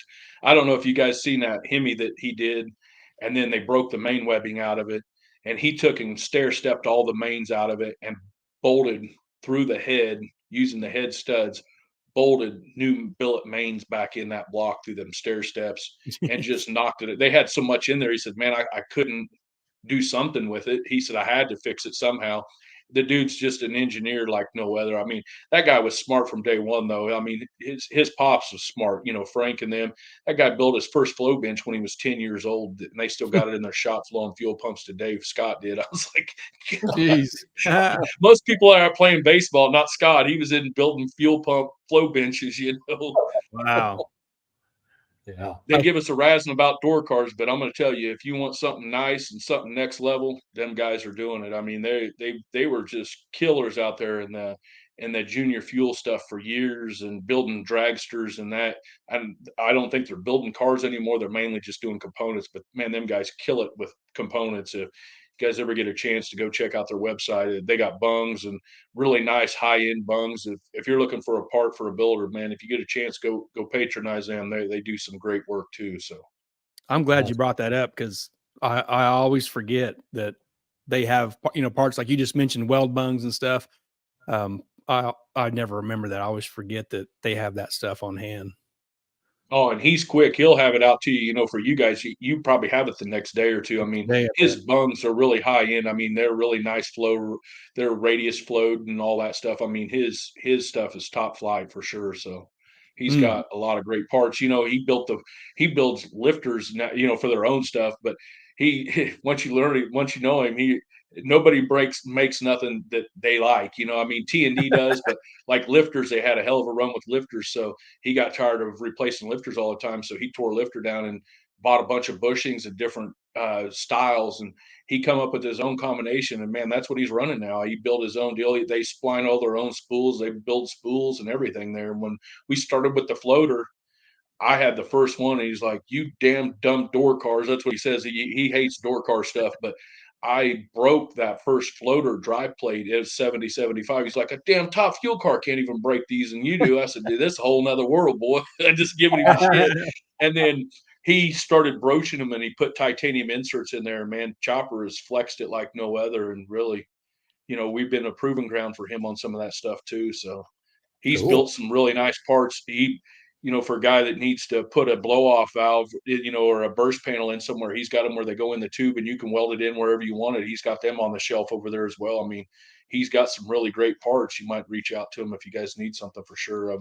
Heck yeah. He's very, very talented in that area. That's why he started building the floaters, is because he couldn't get parts. Sometimes he got tired of it. So he, he's really built a beautiful floater over there for sure. Cool. Good shout out there. Hey, Yes. Tim, going back to your car a little bit, I know you got it from Jason's last week, or this, however you want to say it, on Thursday.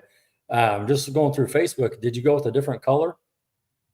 Yeah, they when Dan Roberts painted for me, he did a tricycle for my grandson, and man, Look at that. we took it over there and they did some. Yeah, there it is, man. They just did an outstanding job on it.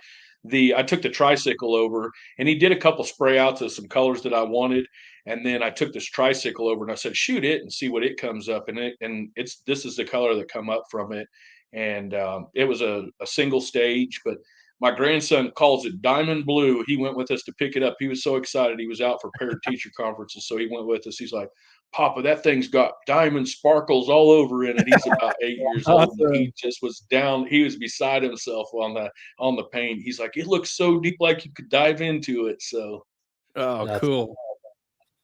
Earlier you yeah, they mentioned just Chop with the nickname Ruby. Do you have a nickname for this one? no. I haven't. That thing's been hard luck for a long time. That's what I should call it. Give me hard luck. Tough love, something. I don't know, man. When I first got it going, man, it really come out right out of the gate. I can remember going to Tulsa and Barnhill helping me, and man, it just come out. And the second pass down the racetrack, I went faster than I ever did. And I rebuilt this car, and I can remember looking back with it on my chassis table, and I was just going to take the rear half out of it and redo it. By the time I got into it, it had a sunroof in it. I remember looking across. My brother shows up one day, Chris, because he only lived a few blocks from me. Man, he looks at me and he's like, "You're an idiot." I said, "What?" He goes, "You cut a perfectly good car up and you threw it all in the back of your truck out there. Every bit of the cage was gone out of it at that point. I just had the roof, rockers, and the quarter panels tacked to the table, and I was going to put basically a 3/4 chassis from the firewall back in it, and I had to keep the front frame rails in it because at that time, streetcar takeover and LDR, you had to have factory front stuff, so I kept all that in there. But he looked at me, I remember like it was yesterday. He's like, "You're an idiot." I was like, I might be in the future. You look back and, but now this car's been so good to me. It's, as Right. far as, just how it turned out. But man, it's did everything I've asked it to do. I just shouldn't have asked it to do a few of the things that it's done. Reflection, man, that is beautiful. Yeah, that's Yeah. nice. The Is blue the is just in the sun. I mean, these pictures don't do it justice. You can see down the side. You could read the building address on the next place over across the street. In the paint, they did just an outstanding job. I mean, I can't speak highly enough. Like I said, if you guys aren't using them, bad luck for you guys. I'm sorry. You better get in line. So. Sure, I use Jason there. Is that wing new? Was that painted last time? The wing? No, that was actually new. A guy, Jay Lawson in Kansas City, I built a buck, and then he pulled the wings off of it for Chopper in my car last year, the year before, and he built them for us. And he's supposed to be building us some doors and some other. Jay does a beautiful job on components too.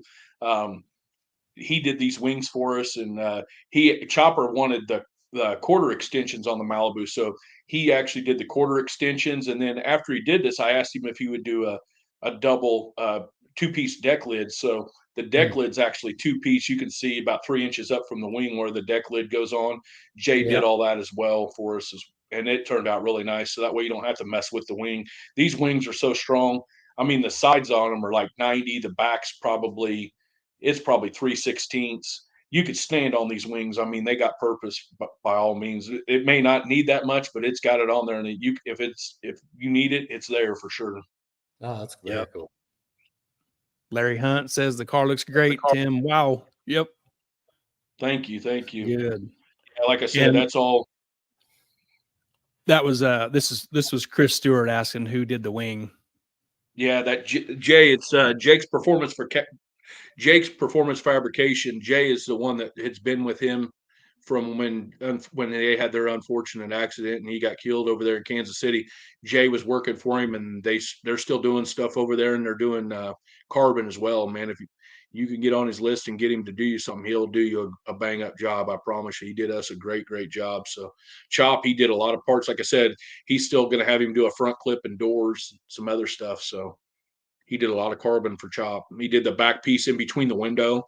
Man, he knocked it out of the park. I didn't get one of them, but he put the Zeus tabs in there as well, and then the way made it where it could flush mount the window right off. I mean, that piece he just killed it on that. So the quarter extensions, he did them in carbon. They're super strong. I'm just shocked. On mine, I recessed them in so the wing would be slick to the side of the car. So when I made that, I built that, pushed it all in so that way the wing would be slick down that side. Sure is pretty. It looks great. Yeah. I got fortunate when I did this.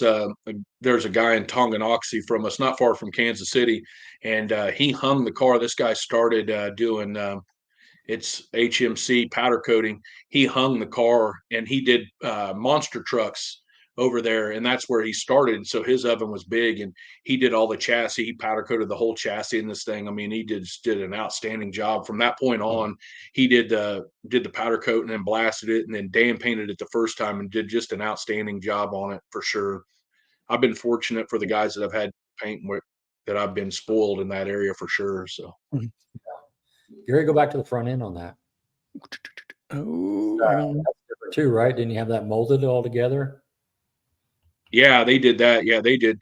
Yeah, it looked I had a guy that roughed it in for me, and it still had the seam for the hood. And Logan and them, they took all the seam out and took all the screws out. And man, they just did it. They just blew it out of the park.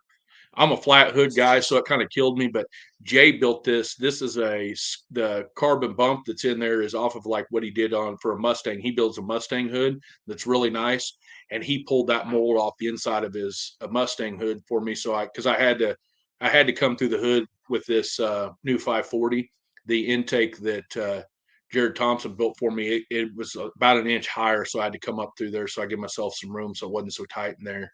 Otherwise, it would have a flat hood. I'm not a big scoop guy or big cow guy by any means. no. I got a guy here in town that's I don't know if you guys ever got a chance to get over to that Evil Knievel museum that was here in Topeka, but a guy that did a bunch of the airbrush work, he did the grill and stuff in there for me, and I'm back on his list to get over there about the first part of April, and man, that guy knocked it out. Just like I noticed Cameron had somebody probably just as talented do his front end, but I look forward to getting that done again as well. Get that airbrushed in and the fog lights and marker lights and all that stuff done in there. So he put a little deal on the corner of the grill for me for remembrance of my brother too. That was pretty near and dear to me. When I crashed the car, I cut it all apart, but I kept that. So when I get my new place built, I'm gonna hang that on the wall for sure. Very good. That's super cool. This also has the chin spoiler down there, didn't it not? I know it's not on this picture, but I think it has that little black. Yeah, I got that. I actually pulled that out, and I'm going to put it back on this front clip. Yeah, I was just telling Jimmy that the other day when we were getting all the windows and stuff out of where I keep all that stuff behind my garage. I got a little old box truck back there that I keep all that stuff in. So I pulled that all out of there, and I was like, hey, we're going to get that put back on there. So yeah, super nice. This is This is a good question from Chris Stewart here. Chris says, is there anything different you would do on the Malibu that you would do differently now than when you built it? Yeah, there is. I would have probably did a different seat arrangement in there. That was one of my regrets, is I wish I would have spent the time and had something like a containment style seat in there when I originally built it, like the one that I was trying to work a deal with you. Just should have picked it up when I was over there. That one. I wish What? Is that still available, Gary? It is. You know, I forget who told me, but I was telling that to somebody, and I don't remember if it was you, Rodney, or Keith, or who it was, and they said you should just take it over there anyway, and just have him take it, and have him take it home.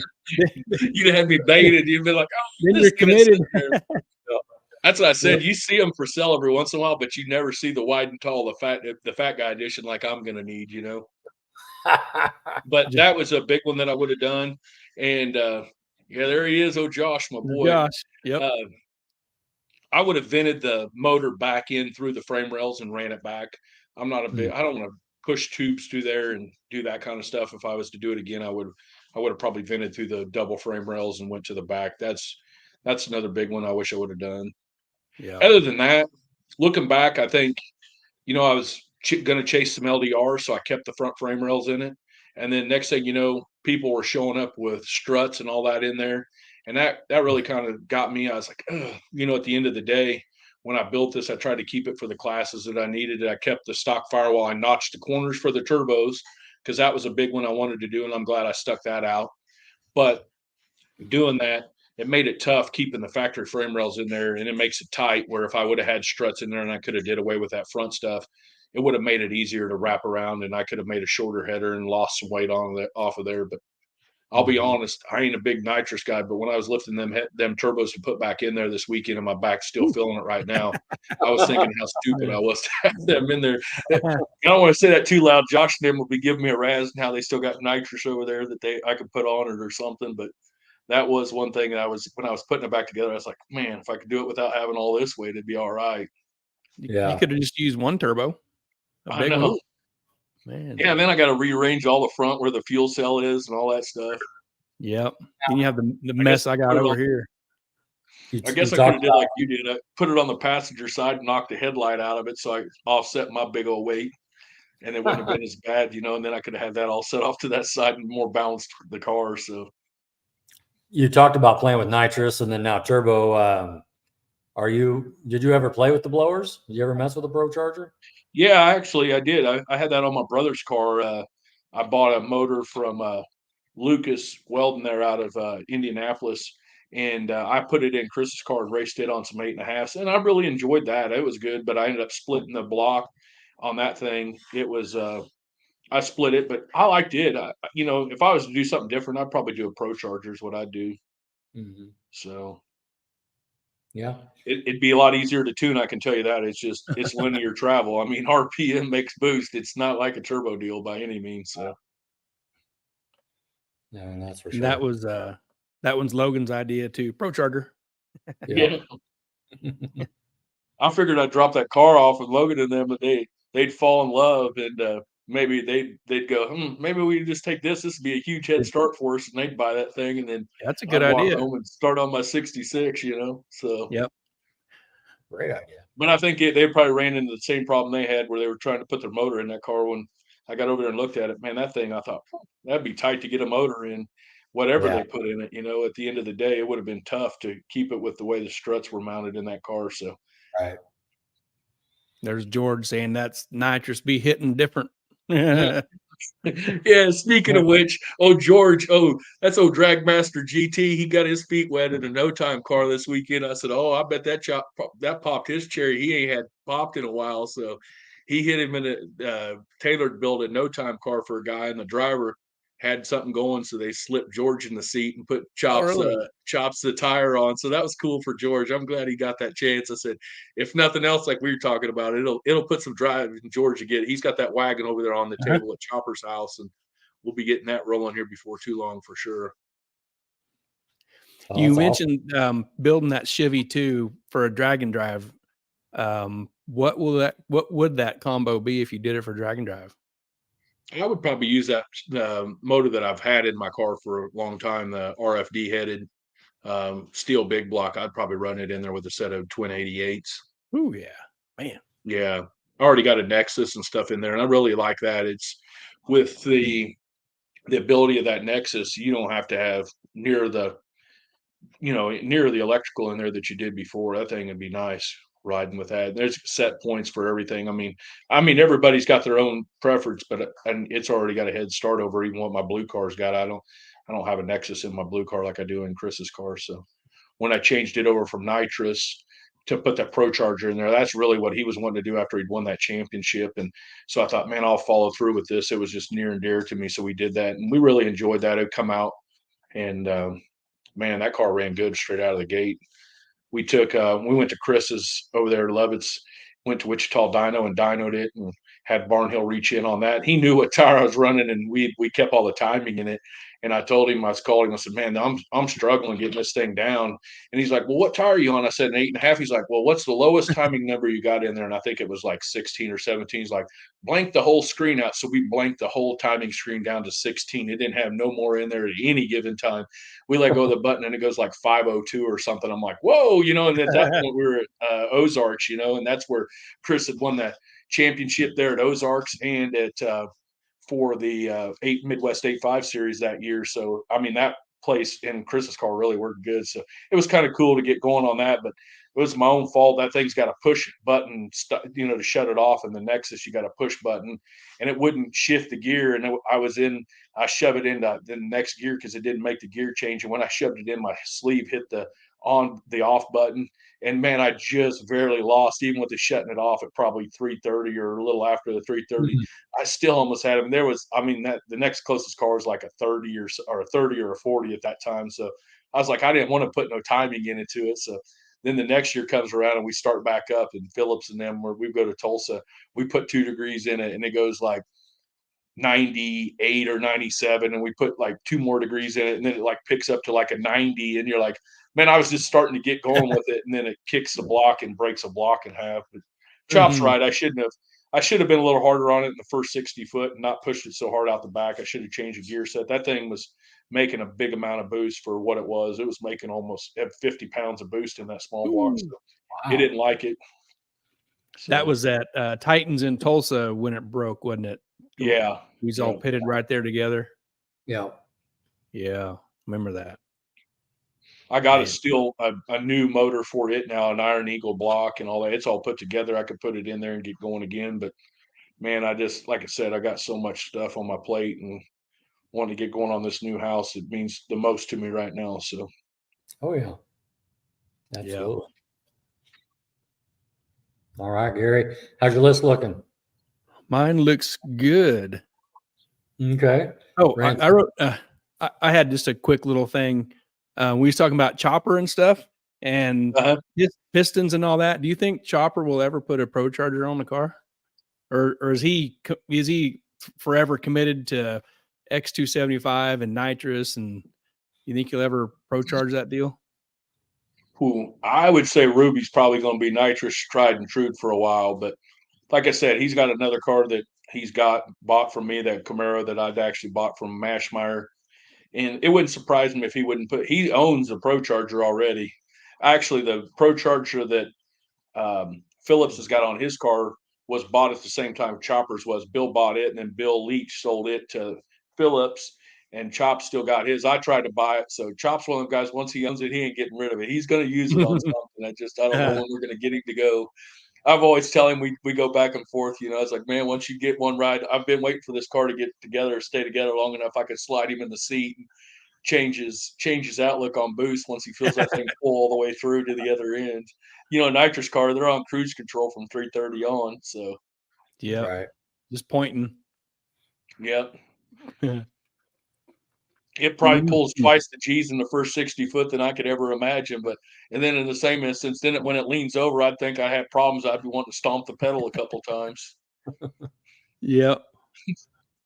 We had another makes me laugh too, thinking about that. I think back when we raced Wichita, and I remember racing Chris had the gold Camaro, and yep, I had to pedal my car. Yeah, and I remember pedaling. He goes, man, he goes, you come by me. He goes, when you come by me after you'd pedaled, he goes, I stomped the gas. I thought my car died. He goes, the way you followed me up, I thought I was done. Kind of makes me laugh about that sometimes. So yeah, it happens. We saw them painted pictures, the new paint on your car. There was, an old picture of your car. Yeah. Kansas City. Yeah, these were vamp days, man. That was getting her done back in the day. That car always worked well. At this point, I don't even think I was using any nitrous even early on. That car ran pretty good early on. So it had that 540 in there, and it got after it. I got some pictures of that Jason Golden took, that we got like a panoramic that's like a 9-picture deal that he caught, and it's seen it coming up, straight up on the bumper, and then comes back down. It was a wild car back then, and that car has been crazy over the years. So, like I said, these are the days for me that, man, this was everything. We eat, sleep, and breathed it back then. Chop and myself and George. And like I said, I built that 69 Camaro that's next to it there. I built that for a guy here, local Billy, and he traded that car off to somebody in like Washington or something. That car was really, really nice. I raced it in the 10-0 class there for a little bit because he didn't have a lot of race experience. So the first race we took that to was in Topeka, and we won that race with that car in the 10 flat category. So Cool. Car looks good. Josh flexing on turbos here. Oh, yeah. Josh. The flavor of the week. I'm Did- waiting for Josh to build a car, man. Josh needs to pull something out. I'm sure he will now that he's got him Did- stable here in town. He'll be the next to be pulling something out. Well, he should just buy yours. No, I know. He talked about it actually. He was telling me he just bought a place here for his business, and he was saying that he was thinking about maybe buying it, and then he bought that place. So Hmm. I want it to go away. I had a guy in California that was talking about it. I want it to go a long distance away where I don't have to see it all the time and then regret selling it. Yeah. Sure. Yeah. Yep. All right. So Tim, we always come to this part of the show, you know, when we're looking back and we just want to open the floor for a little bit and talk and give you the opportunity to, you know, thank the people that got you here, you know, and any kind of sponsors or any kind of, you know, people that always go to the racetrack with you. I couldn't do it without this person helping me and that sort of thing. So we'll just give you the floor to talk through that a little bit. I got you. Yeah. I mean, Chop and Josh and George and all them guys have been really great to me. Jimmy, man, Jimmy, I can't even go into, you know, I try to go all emotional or go religious, but man, people are put in your life for a reason. And Jimmy was definitely put in my life for a reason to keep me on the straight and narrow. And man, Jimmy has been so good to me over the years. And I couldn't do what I do without Jimmy, that's for sure. Um, they're just all my friends in general. I mean, Chop and them guys have been over the top at helping me with everything. Um, like I said, Chop's giving me area in his shop to work on my stuff while I can work on other people's things. I've been over the top about that. Um, just in general, my family. I mean, and I know Craven and a lot of guys have spoken of this. The wives, man, you can't speak enough of the wives.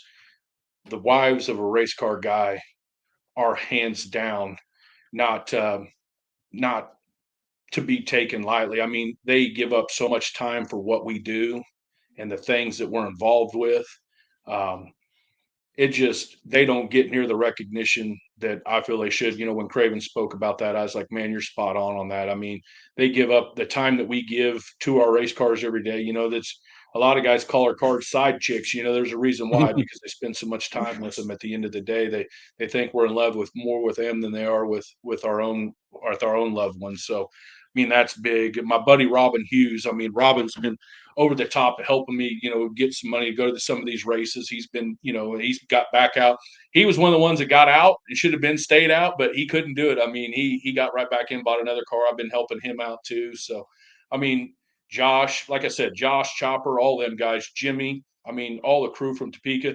I don't even Ultra Color. I mean, them guys blew it out of the water. I mean, when you get your stuff painted after going through what I did and then to come back home, it put some drive in me. It really did. And it's Jimmy and I hit hard this weekend getting the windows and stuff put back in it and getting the motor put back in. We just got the motor back in it today. So, but there again, like I said, I want to thank all them guys, and I'm sure I'm forgetting somebody, and I don't truly mean to, but at the end of the day, the biggest one that I wanted to make sure I hit on was my wife, my kids, you know, my daughter, my grand boys. I mean, I work nonstop between my full time job and then every once in a while helping chopping them with theirs and then working on somebody else's stuff. So I dedicate a lot of time to the garage, and that's where I kill it on my own stuff. I don't get back to it enough where if I did, maybe I would do better or be back to where I was originally when I used to race and do really well. So I want to thank them. But last but not least, as I said, the wives, you guys as wives, I want to thank you guys for what you guys have done for our drag racing community. I mean, you guys have put a spotlight on it that hasn't been done for a while for all these racetracks and you know to put some spite in there. Hey, you know, you forget about this and then you guys bring it up and speak of it, you know, of upcoming races and things that are coming. Man, that's huge. I mean, just getting the diversity out there and hearing the other side of, you know, when you had Craven and Russell on there, you know, and them guys, you know, just seeing them guys go back and forth. These things are just driving stones that we all need to keep together. You know, watching these things go on and working on my car just makes me want to get back out and when chopping them, get back, dig in with him, whatever they need. I want to make sure he's got what he needs to make sure to get to the next race. And, you know, a couple of these other guys that's giving me the chance to help them. I look forward to helping them get their cars out. My buddy Eric, not that I'm working on his Mustang, and Wayne Walls. I hope Wayne gets out this year. Wayne's got a really nice car. I know you guys know Wayne. He's from you guys' area, and You know, Wayne's another big one I'd like to see out there. Them guys, it's at the end of the day, you like building these cars just like you guys do, but I like to see these guys get out and do well. And that's, you know, I don't want to think I want to ever get away from driving, but I could go with Chop a lot more and go with some of these other guys and help them and really probably just enjoy it just as much. But there again, I want to thank all the guys that's taken the time and the chance, give me the chance to do some work for them and to get my talent to where it's at. Not that I'm there by any better than anybody else, but I'm thankful that they've given me the shot to do it for them. So Yeah, that well, being said, that's about the extent for me. Like I said, I couldn't thank Ultra Color enough. I know I did that a couple of times, but man, it this looks was nice. put a big smile on my face to see it with paint on it, and I ain't rubbing primer anymore. Yeah. I got one more picture. Tim, you want me to bring it up? With Yeah, your go ahead. brother? Let me do this. There's Chris. Wow. Man, you talk about want to bring a tears to a guy's eyes. You know, as we're standing here looking at this is Chris was probably one of his most proud moments, you know, when he won that championship in 18 with in the Midwest 8-5 series. And then he also won it at Ozarks. And you talk about proud for him to win this, you know, what we speak of, you know, the brass we take home, just a simple trophy sometimes that most people see.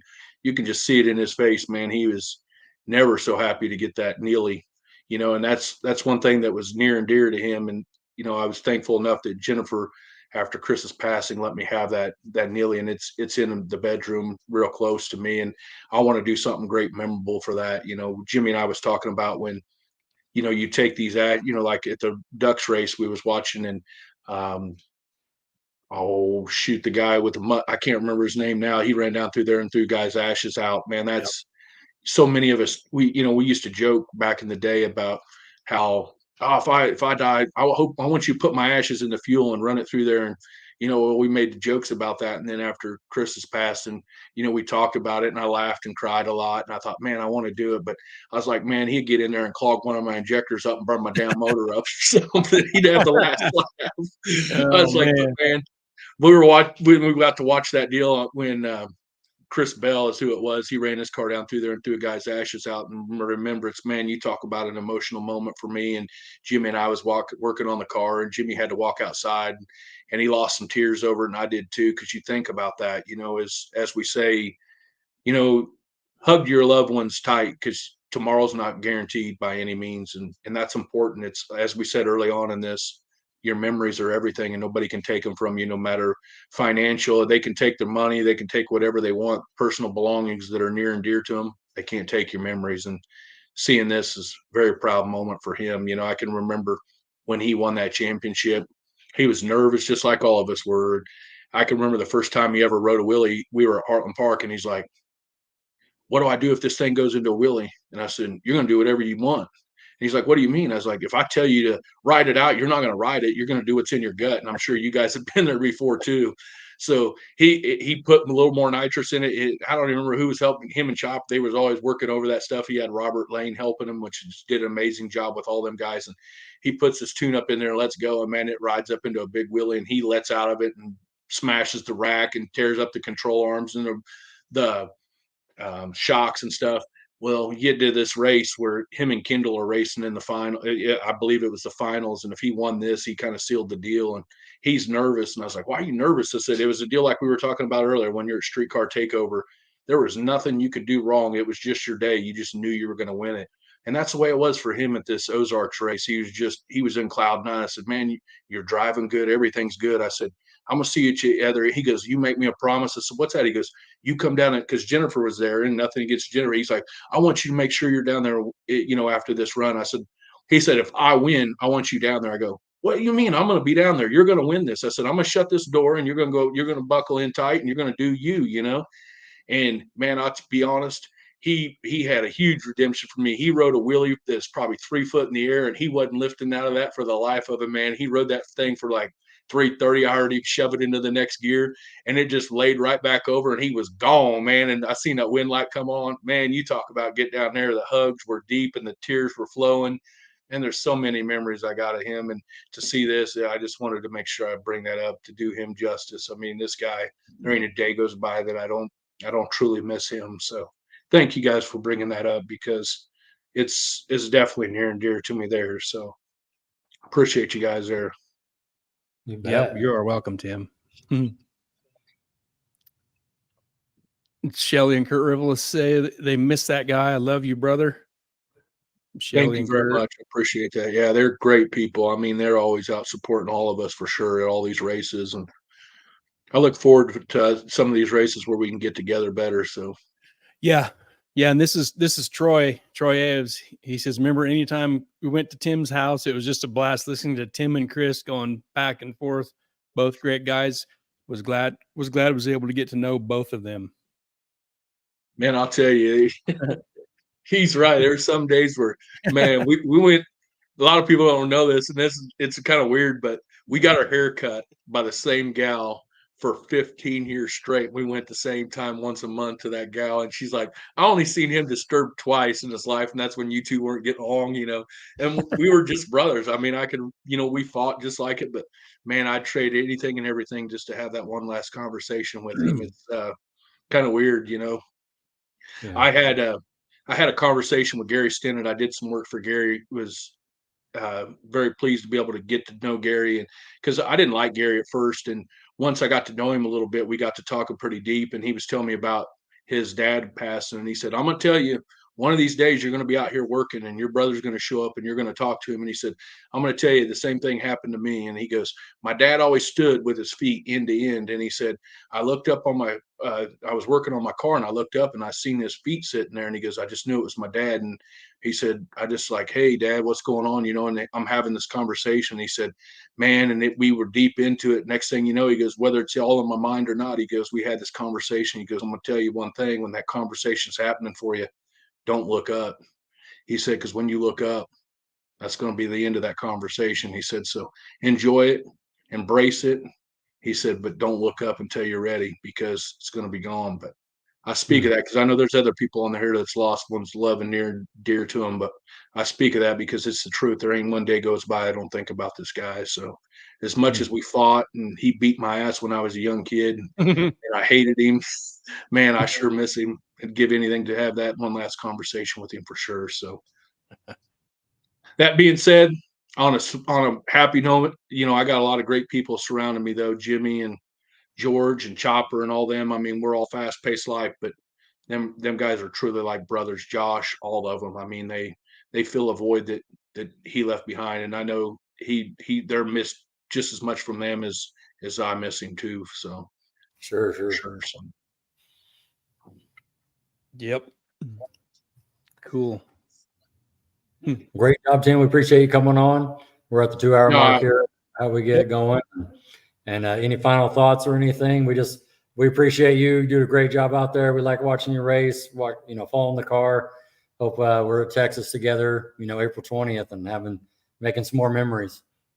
Oh, I 100% agree. I definitely look forward to that. Like I said, there's a lot of people on, I'm sure, that we've raced with, and I look forward to getting back out and stretching my legs with my grandson and my family and all them. And like you said, making memories with all of us, at the end of the day, hey, when you need something, getting back to that, where we'll break our back to help each other. And that's what's important.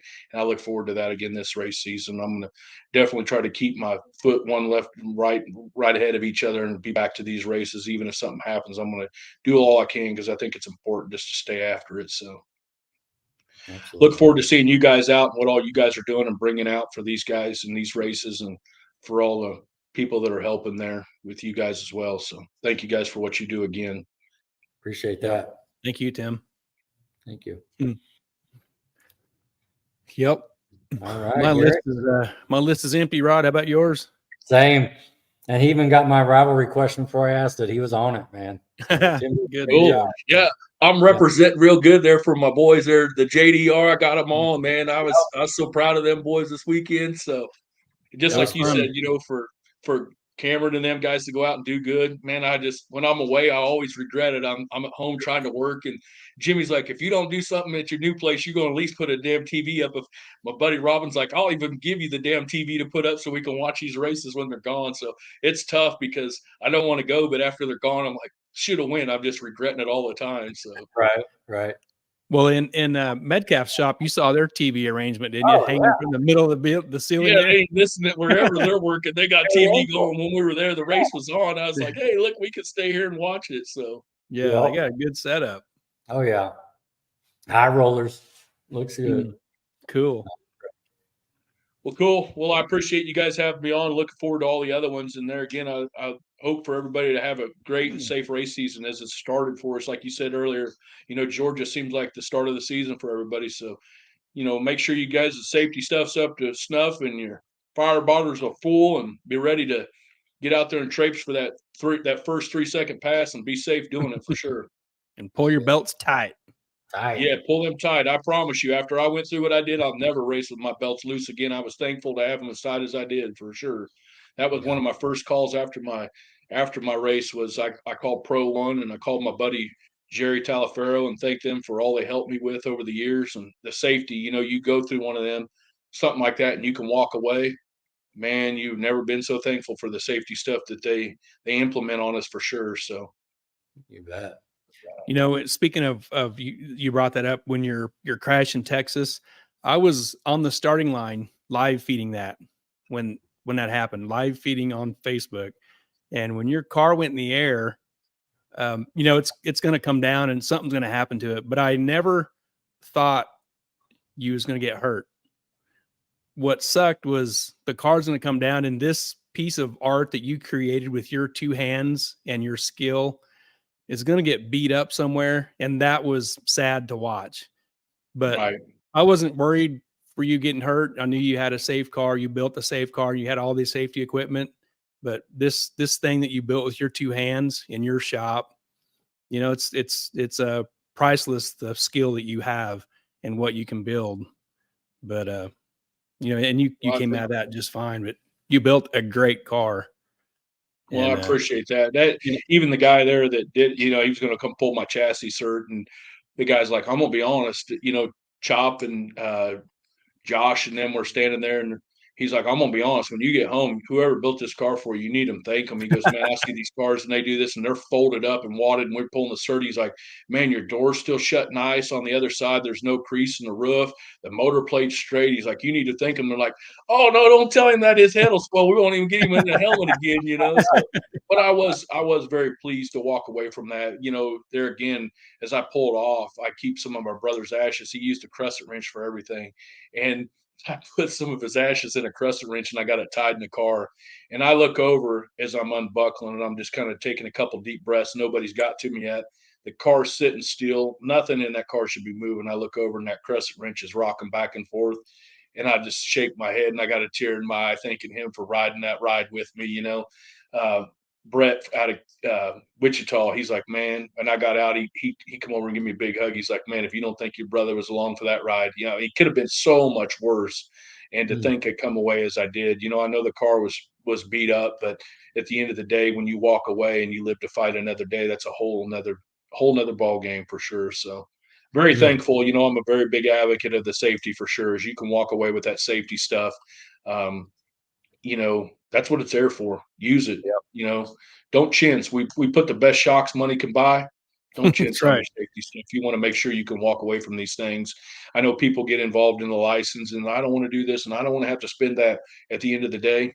If you ever need it, you're going to wish you had double of it. I can promise you. So I say that because I've been there. I've been near and dear on it for sure. So again, thanks for all you guys have done and thanks for all the listeners. And I know you've had a lot of great people on there and I look forward to more shows for sure. So you bet. We're going to do it. We're going to try hard to keep a good show rolling for everybody and have some fun. Yep. Good. You guys are killing it out there. Thanks again. Man, thanks, Tim. We appreciate you saying that. Yep. So look forward to racing with you guys. Hopefully here in another month or so, we'll be out there getting it done. There you go. Get that car, Gary. If you need some help, call and I'll come down and give you a hand if I need to. You just come over. I'll put you to work. Yeah, clock in, brother. I hear you. So, All right, Tim. We appreciate your time. yep, no problem. Like I said, I'll get out of you guys' hair. You guys have a good one. You too. Thanks, buddy. Thank you, Tim. Thanks, guys. Good Bye. night. Oh, I clicked that right as he clicked away, and you disappeared too. Oh, there we go. Oh man, Tim did a great job. Great memories, man. I had a moment there with that picture with Chris and stuff. That was just fantastic. Yep. That's great stories and great. Just everything was great about it. Yeah, for sure, for sure. And he's right too. Just making the memories, going to the races, and having a good time.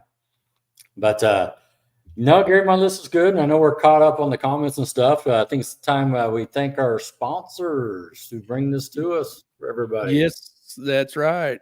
And here they are. Bam. Mid-America Dragway, Ultra Color Collision, Sandland Iron and Metal, and Harry Street Carpet. Thank you to these partners for being great partners.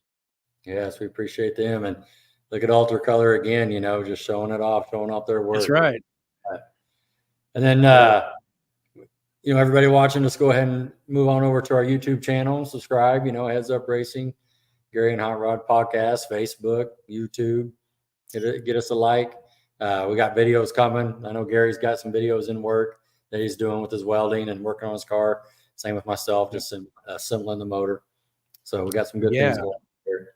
Yeah, you need to pop up some videos. You got some progress going on over there. Oh, yeah. I'm about ready. Man, good job tonight, Gary. Great questions. Yeah, same to you. Good. Tim did a great job. And our YouTube side, this is what our YouTube channel looks like. And it's just as it says, Heads Up Racing Gary and Hot Rod Podcast. Grab that as a subscriber. Yep, that was fun with Tim tonight. Yeah, absolutely. Cool. Yep. All right. Ready to sign off? Let me see if I can do this right this time. I missed it. Yeah. All right. You ready? I'm ready. Boom. Boom. Boom. There we go. Need to get a sound effect of high five. Yeah. All right, everybody. Thank you for your Sunday night, evening, whatever you want to call it. But have a good week. Work on your hot rod. It's going to be nice weather, and we'll come back next week. Open the garage door and enjoy it.